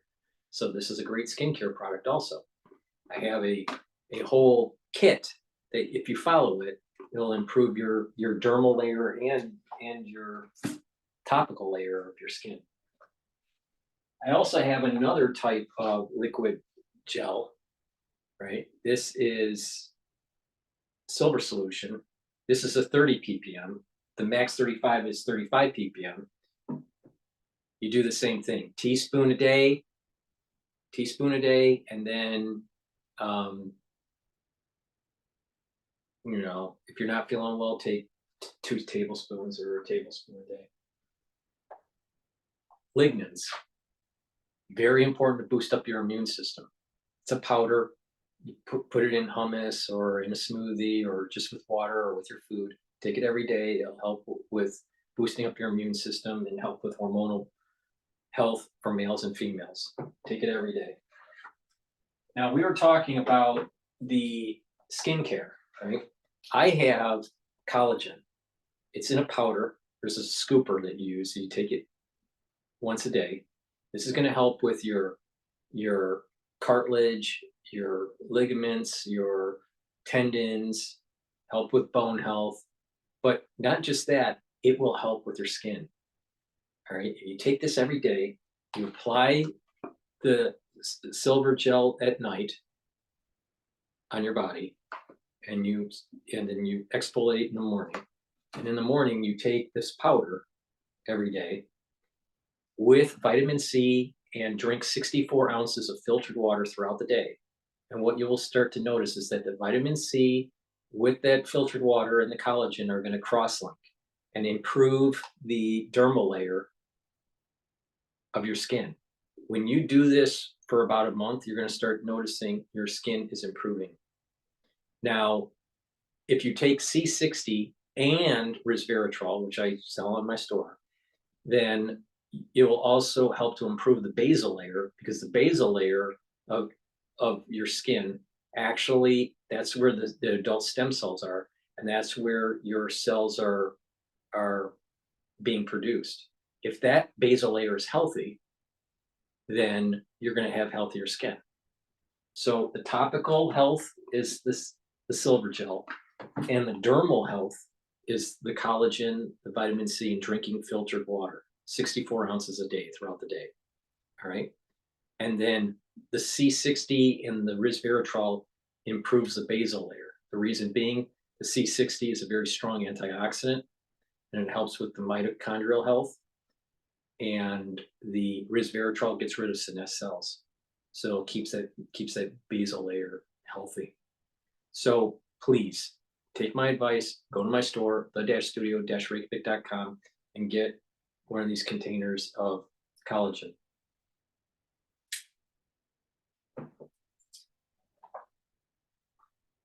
To destroy the people, many officers from the Israeli government are expressing genocidal intentions. That's why it's easy to say, and the reasonable basis to believe, Israel is committing a genocide in Gaza, just on the siege. Then each bombing, each of the killings should be properly investigated. But come on, we have already cleared the siege itself is a genocide. He said that the siege on Gaza is a form of genocide. He said prior to, he said it after October 7th, but made it very clear in his interview with Mark Lamont Hill on Al Jazeera English that this siege that has been in place prior even to October 7th amounts to genocide. It was siege prior to October 7th. There was a ceasefire that was broken by Hamas. Gaza was getting all kind of material, all kind of food. There was no siege. You're just lying to the people when you say that he said this, and you said this. That he said this. He didn't say before October 7th. Get him on television, interview him, tell him I told you to put him on television, and ask him directly whether he thinks there was genocide being committed against the Palestinian people before October 7th. His answer will be no. So let me ask you 2 questions here. Number one, you claim that there was no siege before October 7th, when over the past, since 2006, really, there has been a siege on Gaza, where Gaza, if you let me just finish, and then you can disagree all you like. Yeah. Right?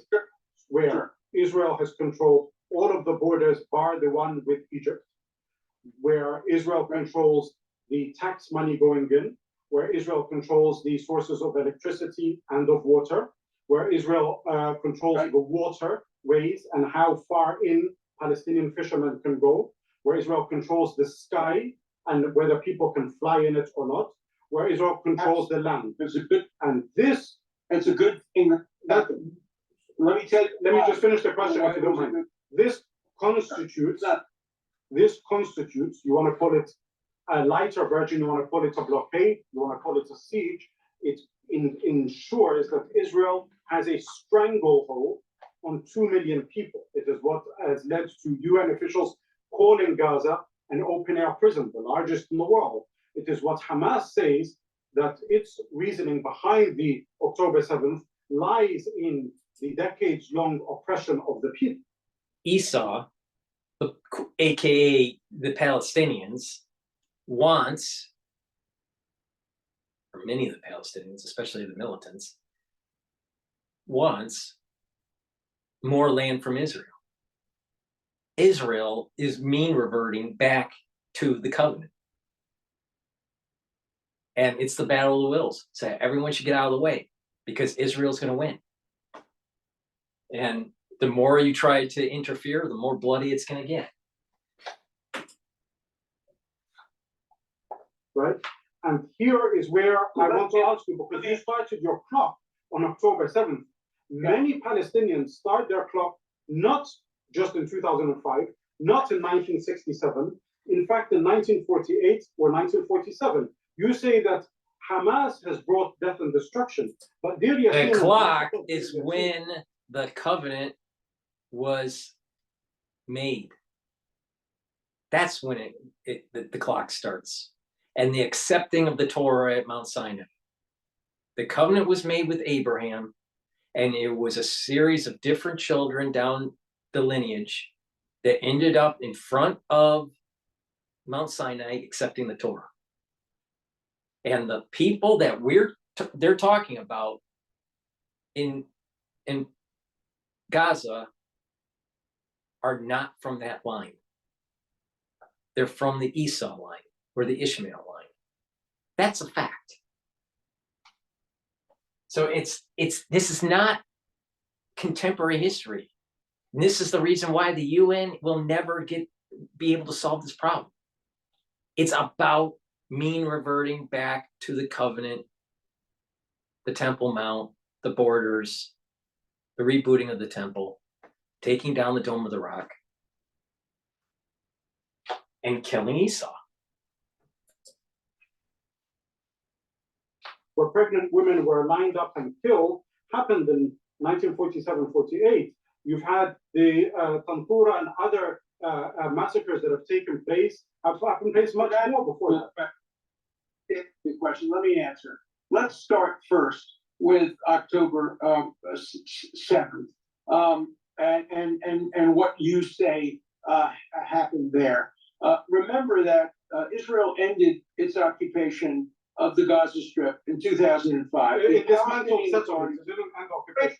I think me an answer now.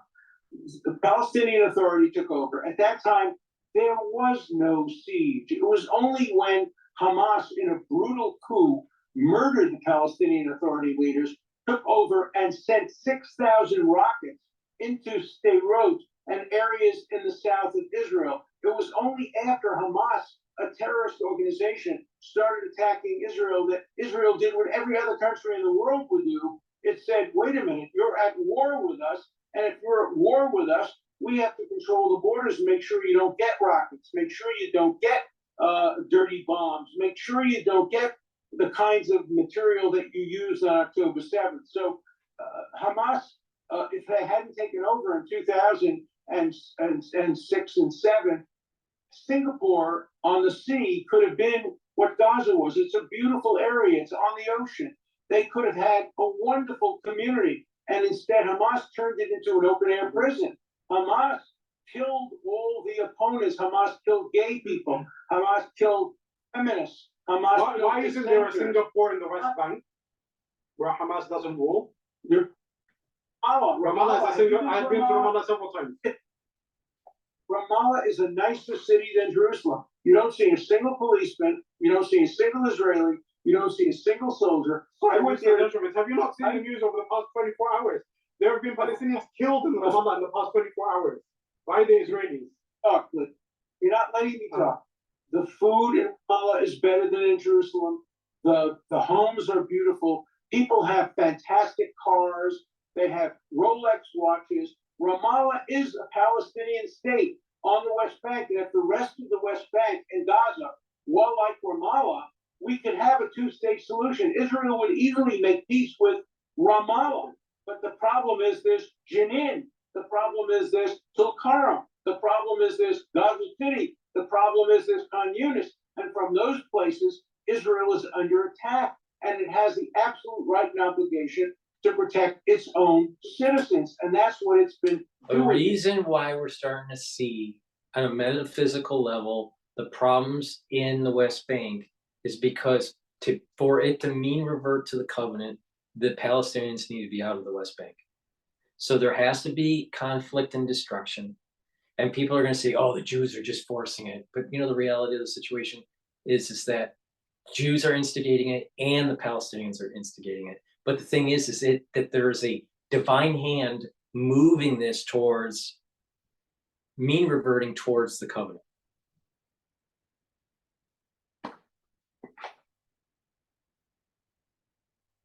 Esau wants it all. And it's not theirs to have. It's time to just duke it out.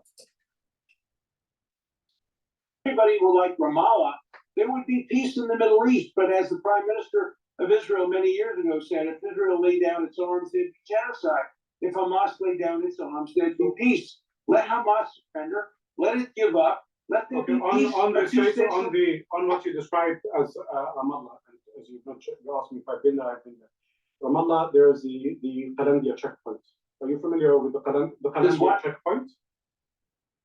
Yeah, no, I've been through it. It takes about 10 seconds to go through. No. For you, it takes 10 seconds. For a Palestinian, it can take 3 hours. Ramallah itself is a beautiful area. Please, Mr. Dershowitz, you can't brush this aside, if you don't mind. For you, it will take 10 seconds to get anywhere around Israel. For a Palestinian, they can stay 2 hours at a checkpoint, if not longer. There have been Palestinian women who've been forced to give birth.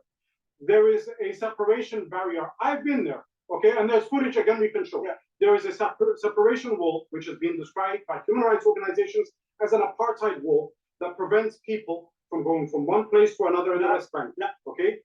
Not human organizations. You're talking about Human Rights Watch, which is paid by Hamas for as well? by George Soros, and which has no credibility anywhere in the Western world. So Human Rights Watch, yes. Doctors Without Borders, UNICEF, and Greta Thunberg. That's right. None of them have. That's all of them have no credibility. They're all pro-Hamas. What about Bitchute? Does Bitchute have any credibility, or are they also Hamas?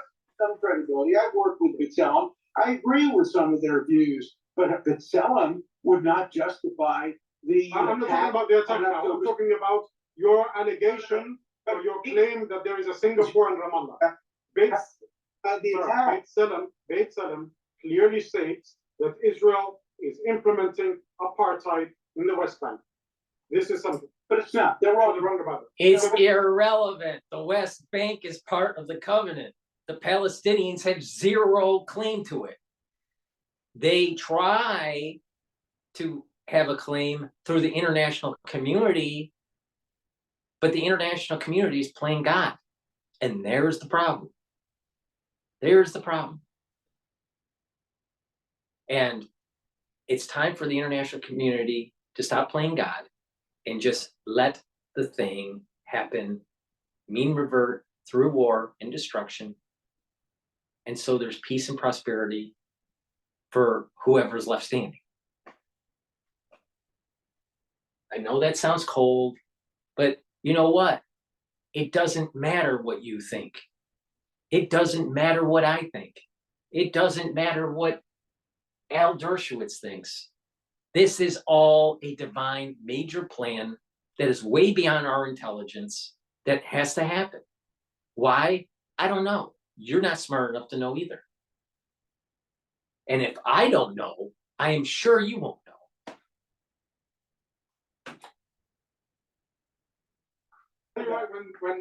When they're not condemning Israel.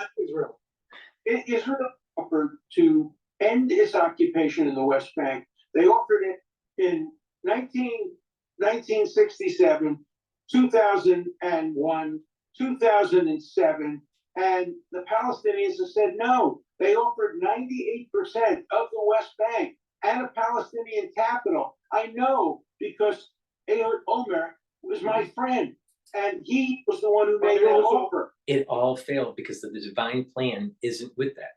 This is going right to what I'm saying. International policy of defining what the borders are that do not coincide with the covenant borders is always going to fail. It's time. You know, it is so hubris for the liberal community or even the international conservative community to think that they're going to supersede the actual covenant. Esau has always been a killer. Esau has always been an animal, and it's time to treat him as such. There could have been a Palestinian state if the Palestinians had just said yes, but the Palestinian leadership does not know how to say take yes for an answer. Mr. Dershowitz, I think it's important to be accurate with certain things. Yes, they offered some of those things. They didn't offer the capital in Jerusalem. They did not offer the right of return for Palestinian refugees, which is enshrined in international law and in the United Nations resolution. No. See, you know, you didn't give us Jerusalem, so we're going to maintain the war with Israel. The Temple Mount needs to be rebooted. The Jews are the only ones that can do it. The Dome of the Rock is coming down. And I'm sorry, but that's just the way God wants it. It's not that DrPaulCottrell wants it, even though I do. But the thing is that it doesn't matter what I want. It doesn't matter what you want. It doesn't matter what Al Jazeera wants. It doesn't matter what Nikki Haley wants, or Donald Trump,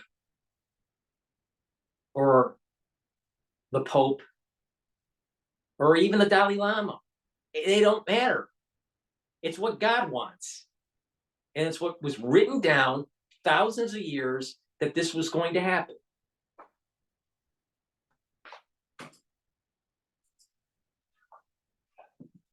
Never accepted It is enshrined in international law. You enshrined in international law. You got to listen to international law. If it's for us, you got to listen to international law. Never does. Don't look at the covenant of the Torah. Don't look at don't forget about the acceptance of the Torah in Mount Sinai. No. International law. International law. Fuck you. Of Germany that the Russians have taken over, it would be the only instance in history where there has been a right of return. And Israel offered a symbolic right of return to people who are related to the people who live in Israel, but the Palestinians rejected it categorically. You can't get everything, but the Palestinians bear enormous responsibility for there not being a two-state solution. Yitzhak Rabin wanted a two-state solution. He was murdered for it. Murdered by who? And there have been murdered by who? Wanted two states, and they were murdered for it. No, I'm talking about Ibn Saud and others in the Palestinian side, Sadat, who was murdered for it. Every country has its own problems, but there would be a two-state solution if the Palestinians had said yes to Ehud Olmert's offer, or to Bill Clinton's offer, or to Ehud Barak's offer. There would be a Palestinian state. There'd be no occupation of the West Bank. I'm hoping that will happen if Hamas is destroyed. Hamas is destroyed. There can be a two-state solution. Let me ask you this question: do you favor a two-state solution? I don't favor anything. I'm just asking questions. Does Qatar? Does the Qatar? I don't speak for the Qatari government, and I have no idea what their views are. I have no problem guessing them and asking them. But I'm here to ask. I'm here just to ask questions. I honestly have no option, no opinion. What I'm asking you is this, and you said something, and it's really important that we take this here. You now have put the onus largely, if not solely, on the Palestinians for there not being a two-state solution. Okay, Yasser Arafat signed the Oslo Accords for the preceding years or for the following years after that. There was no move towards a Palestinian state. In fact, the Israeli lobby in many countries prevented governments from recognizing a Palestinian state. Yasser Arafat ended up dying under siege in the Muqata'a, either by some theories being poisoned, if not at least what we saw was surrounded by Israeli tanks, which totally destroyed the center of power of that Palestinian Authority. So for you to claim that somehow Israel has been this dove of peace and it has been the Palestinians that have been rejecting it, is simply not true, not least because... Now, I'm asking a question now. You're making a statement, so let me answer the question. After the 2000-2001 peace process went forward and Arafat said no, he started an intifada and killed many, many Israelis as a result of that. He got the Nobel Peace Prize. It should have been taken away. This is the point I'm making. The international community is failing because they are not reverting back to the covenant. Giving the peace prize to Arafat was like a really, really, really bad idea. And now you have a bunch of Gen Ys or Zs, I guess Gen Zs, running around in college at Harvard with Arafat scarves inside the library.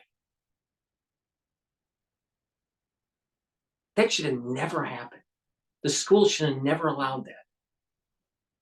It was bad enough being outside the library, but them to take over inside the library, and this is the reason why President Gay needs to step down. It's going to end bad. It's going to end bad. Trust me. The liberals are going to lose.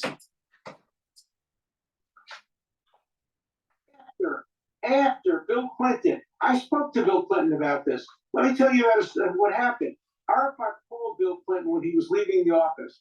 And Arafat said to Bill Clinton, "Congratulations, Mr. President. You've done a great job." And Clinton said, "I could have done a great job if not for you. You were the one who ruined it. You were the one who prevented there being a two-state solution." And he was, and Clinton was furious at Arafat. And Arafat, after he rejected the two-state solution, started an intifada. Buses were being blown up. And that's the actual reality. Israel would like to live in And peace. so all you Z generation ultra libtards that are wearing the Arafat scarf, the sleeper cells are going to be activated and there's going to be a bunch of bombings. Because that's exactly what happened during the Clinton administration. We didn't learn our lesson in the 90s, before you were born, you fuckers.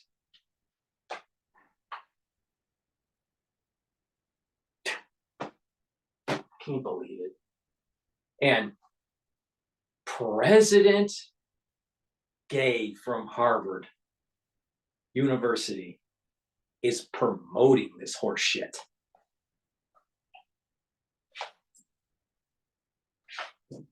To live in peace on a sliver of land that was given by the Field Commission in 1937, 1938.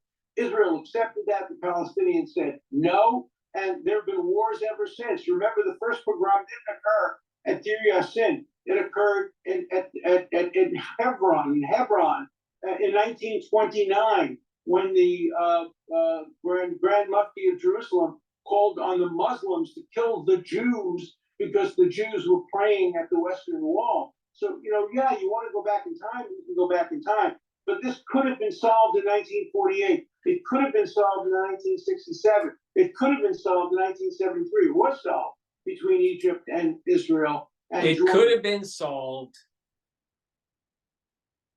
by making sure that Esau was killed in the crib.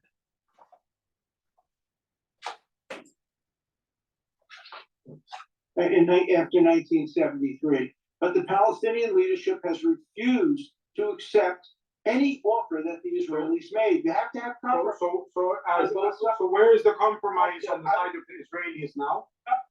I would like the Qatari government help, as it's helped in the hostage situation help in creating a two-state Where is- solution. Where is the compromise? I would be- Where is the compromise on the Israeli side?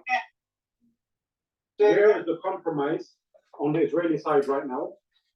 I can help. The only compromise that Israel should have is saying, we'll give you buses to bus you right out of the West Bank and put you into Gaza. You stay in Gaza.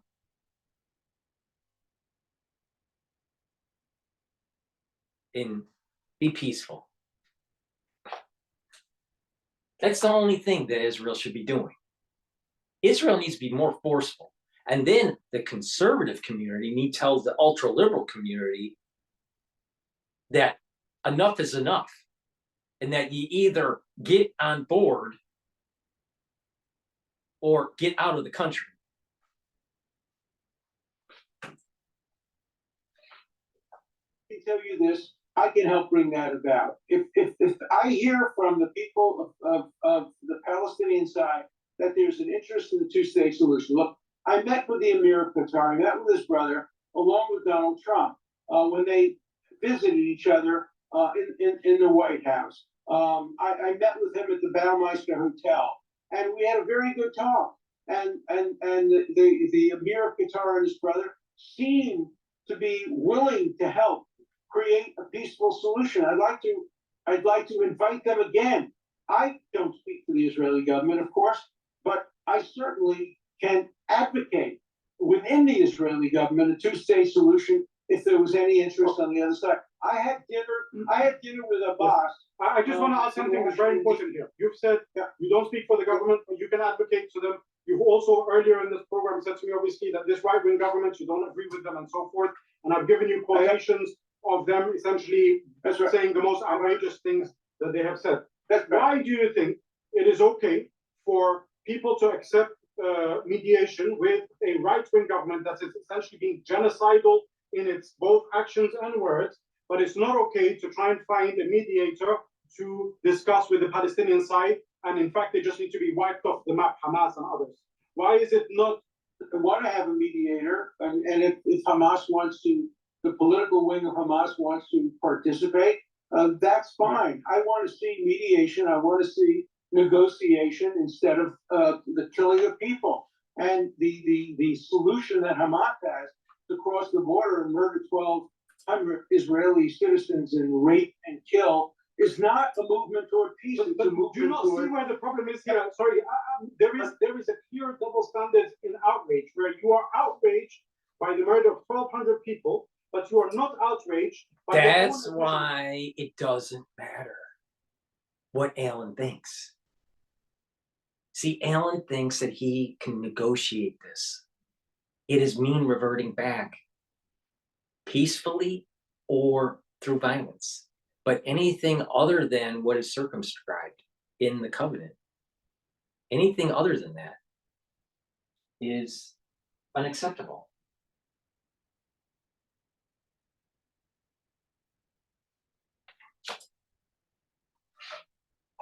27,000 of the 18,000 were militants.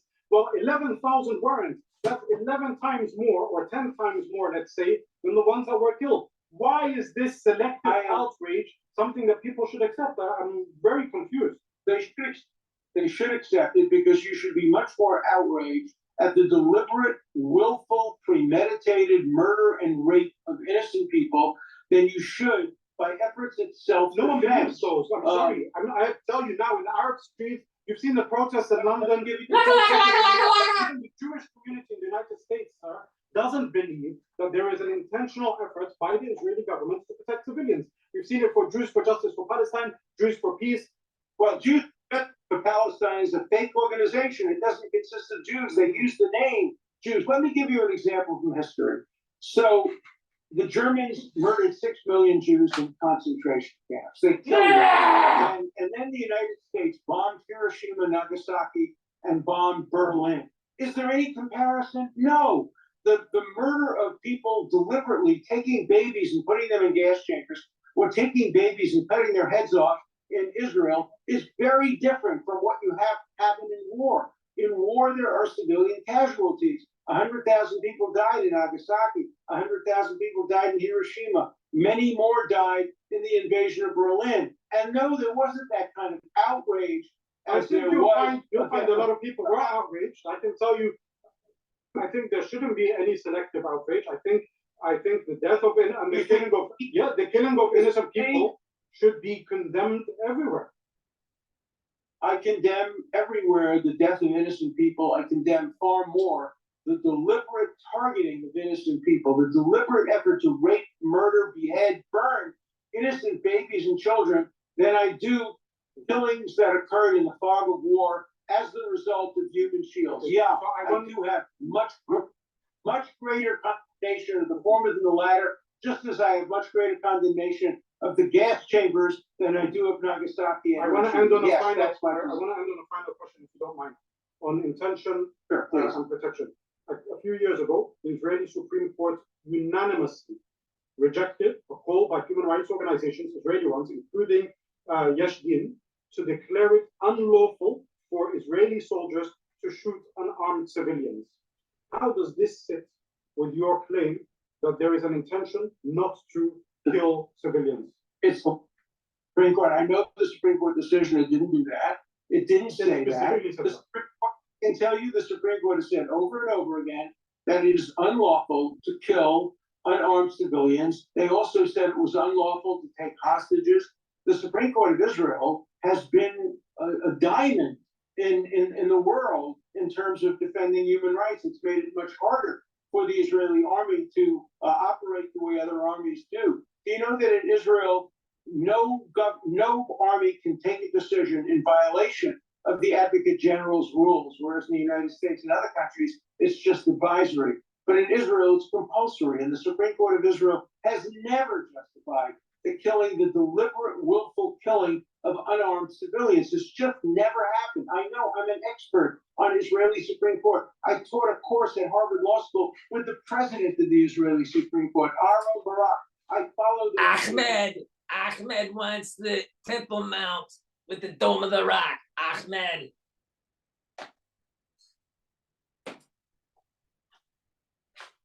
Okay. And I challenge you to give your public I'll put it up on the decision screen when we come to broadcast.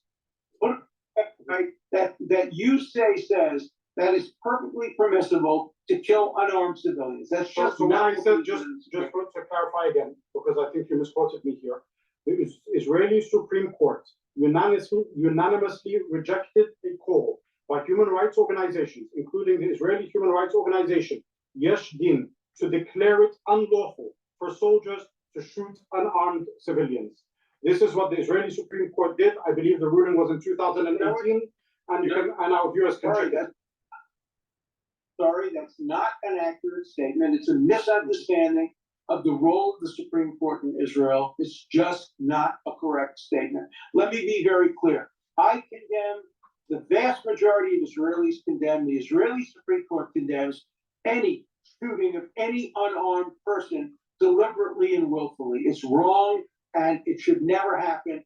And the vast majority of Israelis agree with that. Whereas the vast majority of Palestinians, I agree with that. I agree with that. What Alan's saying. The thing is, he doesn't go far enough. You cannot negotiate the covenant. Gaza Strip, you can have it. West Bank, Jerusalem is a no-go. Alan, wake up. Of October 7th, which included the rape, the murder, the beheading, and the burning of children. So that's the reality. That's the truth. And we have to face up to that. And I'm down with the Palestinians. I'm happy to offer my efforts. I've been doing this, been trying to get peace between Israel and the Palestinians for 70 years. I'd like to continue that. And I'd like a year from now for us to interview each other in which we can talk about a time when there's a two-state solution and peace between two wonderful people, the Jewish people and the Arab. Of course, I'm sure one thing that people are hopeful for is that the killing can end. Obviously, as you mentioned, there. See, he doesn't want the he just wants the killing to end. But he's not saying so much about Israel having the Israel proper in the Dome of the Rock falling down. See, I'm telling you, pay attention. The root cause of this is the boundaries in the Temple Mount. Root cause. Please go to my store, the-studio-reykjavik.com, and get the magnesium and zinc. This helps to boost up your immune system. If you're not feeling well, take a double dose. We're in the cold season. There's a lot of things going on out there that you need to pay attention to. And you need to boost up your immune system. Go to my store, the-studio-reykjavik.com. Link is in the description, and go and purchase the products. I have partnered up with Rainbow Herbals, and we have created these very high quality deodorants for males and females. It's in citrus and peppermint lavender tea tree. These are made from essential oils from the Himalayas, extremely high quality essential oils that this bar is made from. And you use this every day as a deodorant, but it will help to detoxify your body. Very high quality deodorant. You're not going to be able to find anything like this on the market. So please go to the store, the-studio-reykjavik.com, and get our deodorant that helps to detoxify your body. I also have another type of silver gel in a quick dispenser that's easy to travel in your bag. You apply it exactly the same way as the silver gel here that I've mentioned earlier. It helps to neutralize pathogens.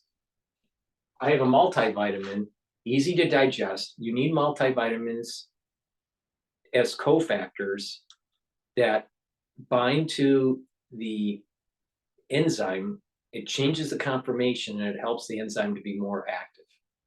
All right. If you do not have the minerals and the vitamins as cofactors for these enzymes will not work properly. Their activity will be lower.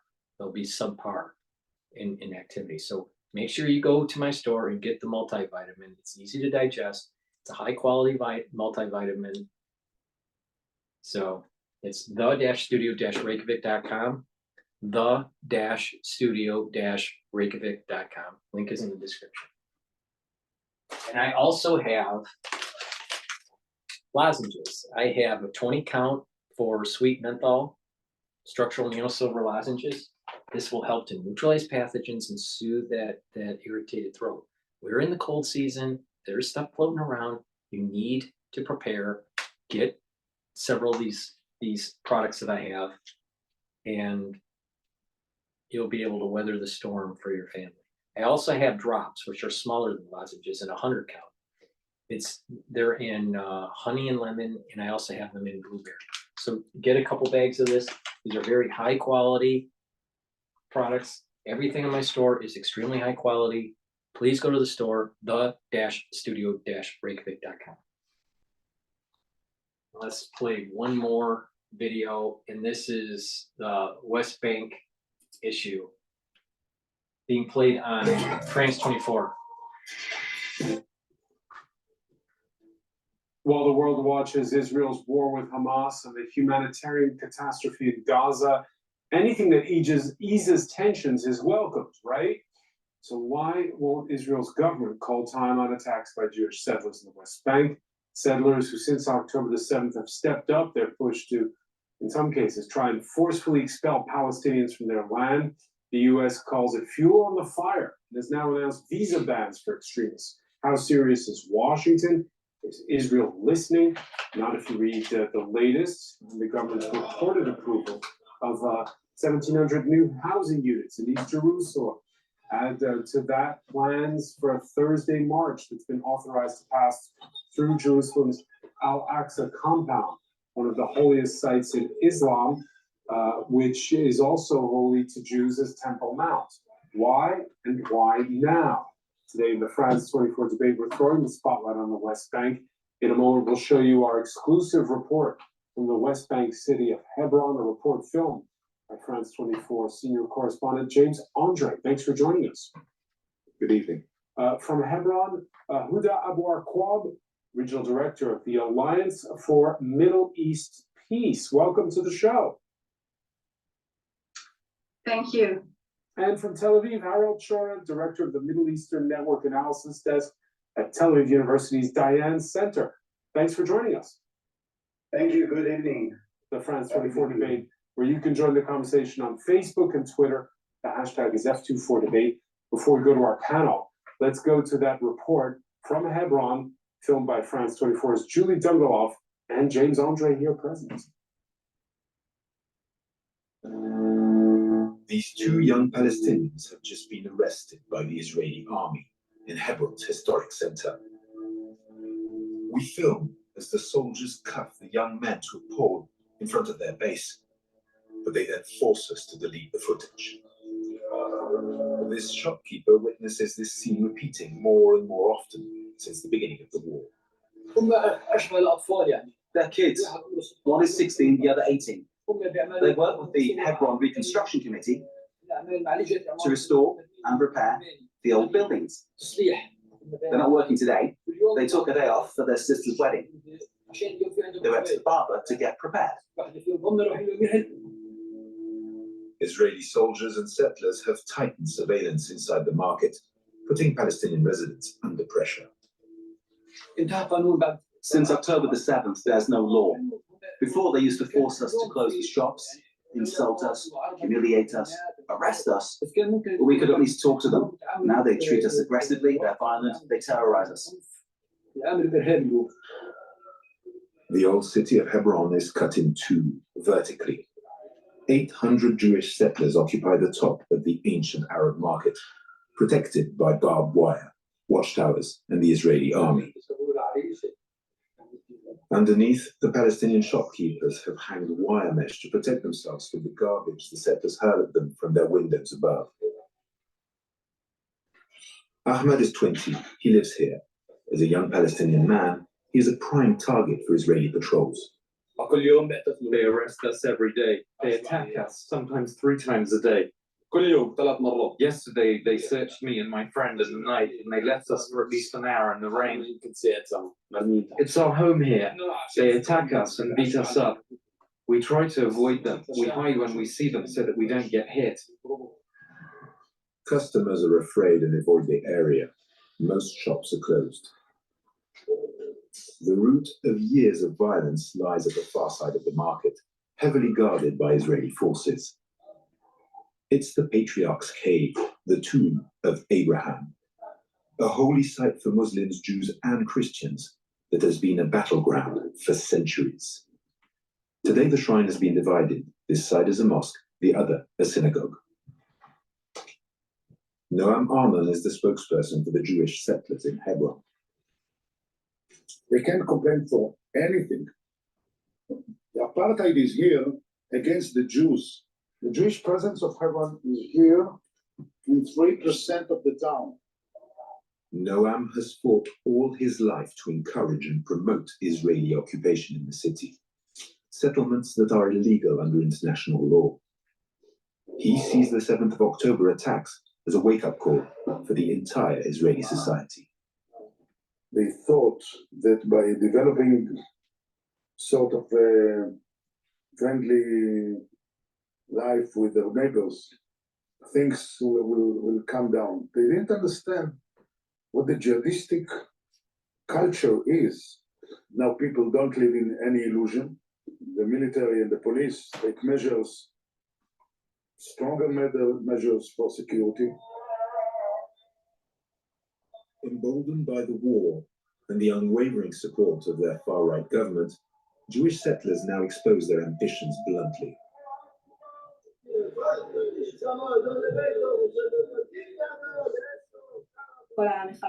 They're all terrorists.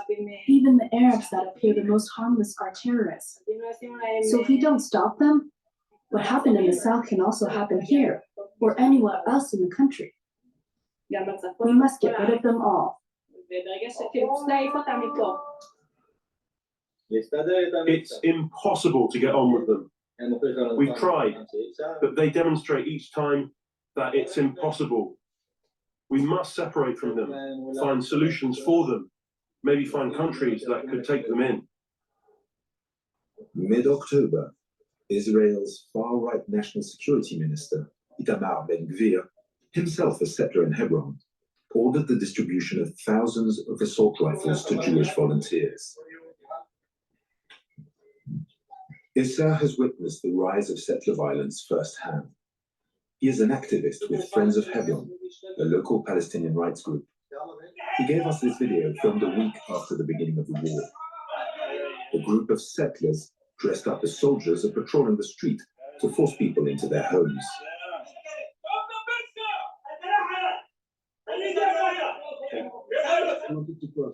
Issa was arrested and detained right after the Hamas attacks.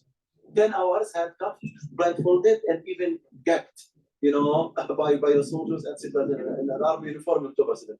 They kept beating me, torturing me, sexually assaulting me for 10 hours continuously. I'm a human rights defender. I will not do that. He considers Israeli soldiers and settlers are using the war to push their agenda.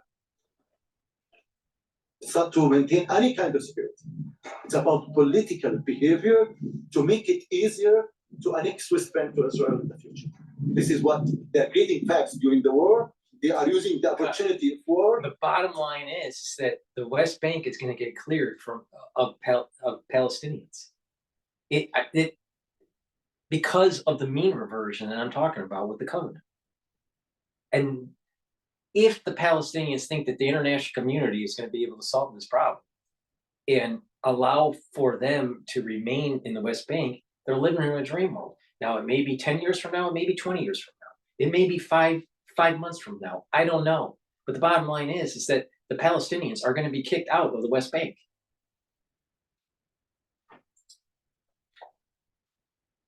Well, really misbehave with the Palestinians to scare them. After our interview, Issa rushes off to this checkpoint. To reach his home, he needs to cross it before the Israeli soldiers lock his neighborhood down for the night.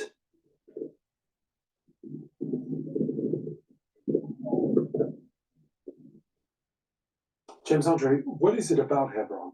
Well, Hebron is very special simply because it is with East Jerusalem, probably the only place in the West Bank where you have Israeli settlements inside a city. Usually they'll be outside the cities around Palestinian localities. In Hebron, they're actually right there. And of course, there is the fact that, this is a very big city, it's over 200,000 inhabitants, but this specific neighborhood of Hebron is home to the Cave of the Patriarchs, as we've seen here, and it's always been a tense point. What we see in this report is just, it's a notch worse than it usually is when it comes to tension. It's always a place where you have tension. It's always a place where things are complicated. And if you just take the 20th century, well, you will have, if you rewind, you have a first, gruesome attack in 1929 by Palestinian Arabs who attack Jews who were praying inside the shrine, killing 67 of them. And that was basically a very bold moment. That was under the British mandate, and it was very violent. And then if you fast forward to 1994, well, it was a Jewish extremist named Baruch Goldstein who attacked the people praying inside the shrine there again, basically shooting them while they were praying with an assault rifle, killing 29 Palestinians, wounding another 125. And then, this was, I'd say, the last major event which led to the situation we have now, which is, the Cave of the Patriarchs cut in two. One part is indeed a synagogue, the other is a mosque, and it is always rather tense. Always rather tense. Huda Abu Akwab, before I ask you to react to something we saw in that report, when you heard there from James, each side can point to atrocities committed in the past by the other side. Does that make it impossible to cross the divide? It's always the question of two narratives, but in reality, it's not just two narratives. Hebron is a very holy space to people from both sides, but also that doesn't justify the literally the apartheid system in Hebron. It doesn't justify the killing, the senseless and unjustified killing of the Palestinians, young Palestinians, and the arresting of children in Hebron every day. There is no religion or narrative or history that can put people in confrontation and give one party guns in order to get rid of the others. We've heard that in your report.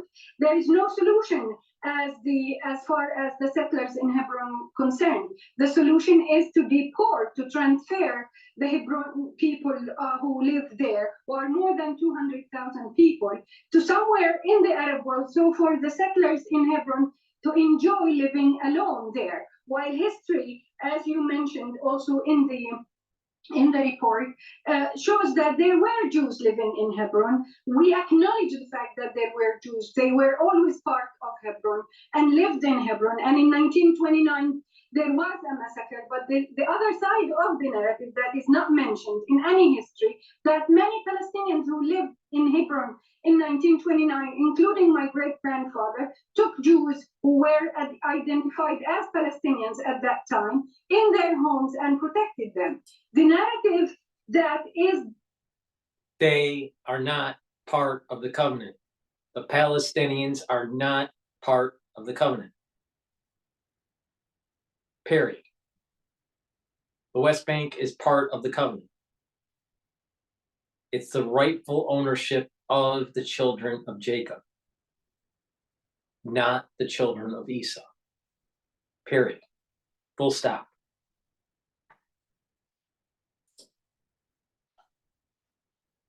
Here is that they don't want us. We need to get rid of them because they are all terrorists, and this is not acceptable. Harold Shorev, inside of Israel, what does public opinion think when they see like those images of settlers dressing up as soldiers, as his regular army soldiers? What's the feeling? Well, Hebron was always a very, I would say, painful spot for Israelis. I think both James and Mrs. Abu Aqub described it fairly.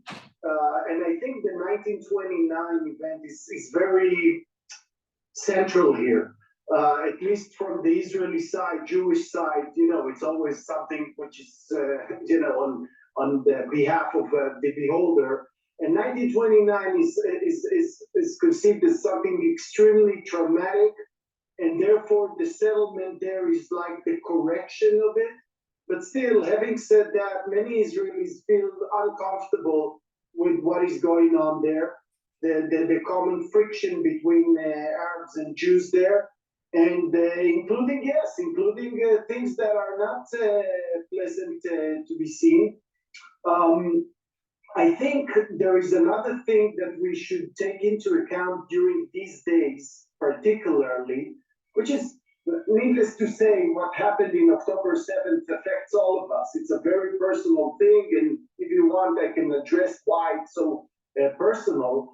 But I think in the case of Hebron and Mount Hebron in general, and I study Hebron for a very long time. I love the city. I love its family. I consider some of them as my own family, the Jabalis, for example.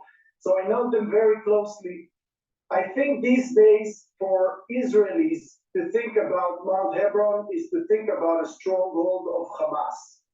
And if you observe the West Bank in general, indeed, Mount Hebron area or Hebron area is a place where you can find many people who support Hamas or other fundamentalist parties like Hizb ut-Tahrir. And I think it adds on to the already, tense situation there. How tense is it? Huda Abu Arqab, since October the 7th, what's been the most noticeable change? We are confined to our own villages and towns around Hebron. Hebron is a huge area. There is no one exit but one that is sometimes allowed to be open and other times it's not.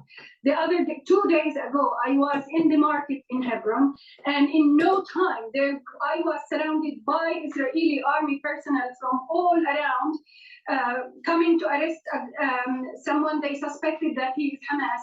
which is another way to justify everything that is happening in Hebron, but it didn't start on October 7th. And I agree, Hebron is known as Hamas stronghold, but does that justify what happens? We are confined to our homes. We cannot even leave our villages. Day and night there are raids. Before October 7th, after October 7th, killings on daily basis are happening. And again, October 7th happened, but it doesn't mean that all the atrocities that the Israeli army and this government in particular, led by Ben-Gvir, it started only on October 7th. It's been a history of incursions, atrocities, massacres happening in Hebron way before October 7th. So with the unacceptable events on October 7th, I just call everyone to not just link that the occupation exists, lives on our land, is in our homes, takes our kids every day to prison. It didn't start on October 7th. This is an occupation that started way before, even in 1948 and after 1967. And James Andre, what we see in your report is, as always, if you travel to the area, is just how much geography plays a part. Who's on the higher elevations and who's down below? Yeah, I mean, there's that, of course, but there's also the guns, and there's also, you know, the power of being, if you like, what we've witnessed basically on the ground is that, yes, there are, if you like, the big events, but there's the day-to-day grind, which has changed. These are closed checkpoints. We are talking about people, you know, why are these kids being arrested? They're being arrested for random things. Like, for example, the Israeli soldiers and settlers are checking their phones to see what they're watching on social media, for example. If they see something they don't like, they will arrest these kids and keep them for a few hours. You know, eventually their parents will come and get them, or they will actually keep them for longer if they believe they need to do so. But if you have this situation where you have the shopkeepers who say, look, we've come out with our old Nokia, you know, phones with Saddam phones, because if we have a smartphone, they will come, they will check the phones, and it will be a pain. We have long lines of cars and trucks at the entrances and exits of Hebron, but that's true in a lot of cities across the West Bank at the moment, with security controls that people say, you know, why are they controlling here? You know, they're just trying to make life difficult. And basically what you have is this constant pressure, if you will, that the Israelis will tell you is due to security, the Palestinians will tell you, well, they're just trying to make it unlivable, which when you're on the ground, you do realize that it pretty much is, you know, a very, very difficult situation. And on top of this, you have the economic crisis, because you've got to realize that most of the permits to work in Israel have been revoked. That amounts to, according to figures of the Palestinian Authority, $400 million a month that are not coming into the West Bank. And that, of course, is causing havoc. Shops are closed because some shopkeepers tell us, look, there's no point in opening. There are no customers. Nobody's got money. So, you know, it's a whole, if you like, the pressure is just worse than it ever was. It was not my first time in Hebron.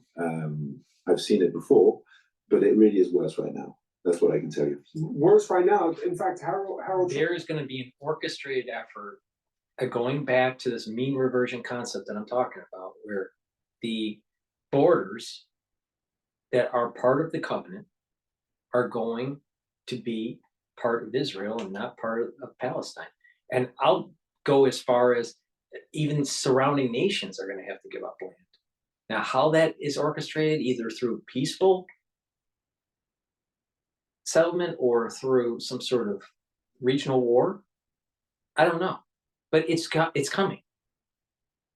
And people thinking that this is not going to play, people thinking that there's going to be some sort of land negotiation where the Palestinians are given parts of the West Bank and Jerusalem is going to be partially owned by the Palestinians, all that, that's not going to happen. It's just not going to happen. It's not going to be a long-term solution. So it's going to be an all-out war, and it's going to get worse. It's going to get worse before it gets better. Please go to my store, the-studio-reykjavik.com, and get the turmeric that I offer. This turmeric will bring down inflammation, and by bringing down that inflammatory response, it will help to slow down that aging that happens with chronic inflammation. Ashwagandha also helps with bringing down the inflammation. That this is great for controlling your blood glucose levels. By controlling your blood glucose levels, you're not going to have that inflammatory response in your vascular system. Clarity Factor is a really important product to take every day so you get rid of that brain fog. So go to my store, the-studio-reykjavik.com, and get my Clarity Factor. Vitamin C, extremely important to help with skin health and to help to boost up your immune system. Take it every day. If you're not feeling well, take a double dose of it. Resveratrol, this helps to get rid of senescent cells. This works also with C60, which is a strong antioxidant that I sell. So please go to the store and get the resveratrol. And it is very important every day to take a probiotic. I have two types of probiotic. I have it in capsule form, and I also have it in the powder form. This one that I have in my hand is the powdered version. It has a little scooper in it. You take a scoop of this each day, mix it with water. I mix it with hummus. You can mix it in a smoothie or mix it with your food, but take this every day to help to get to the right gut biome. By having a proper gut biome, you're going to have better metabolism. You're going to be absorbing your energy better, and you're going to be able to get healthier. It's part of that whole protocol to slow down aging and boost up your immune system and have a more revved up, higher metabolism.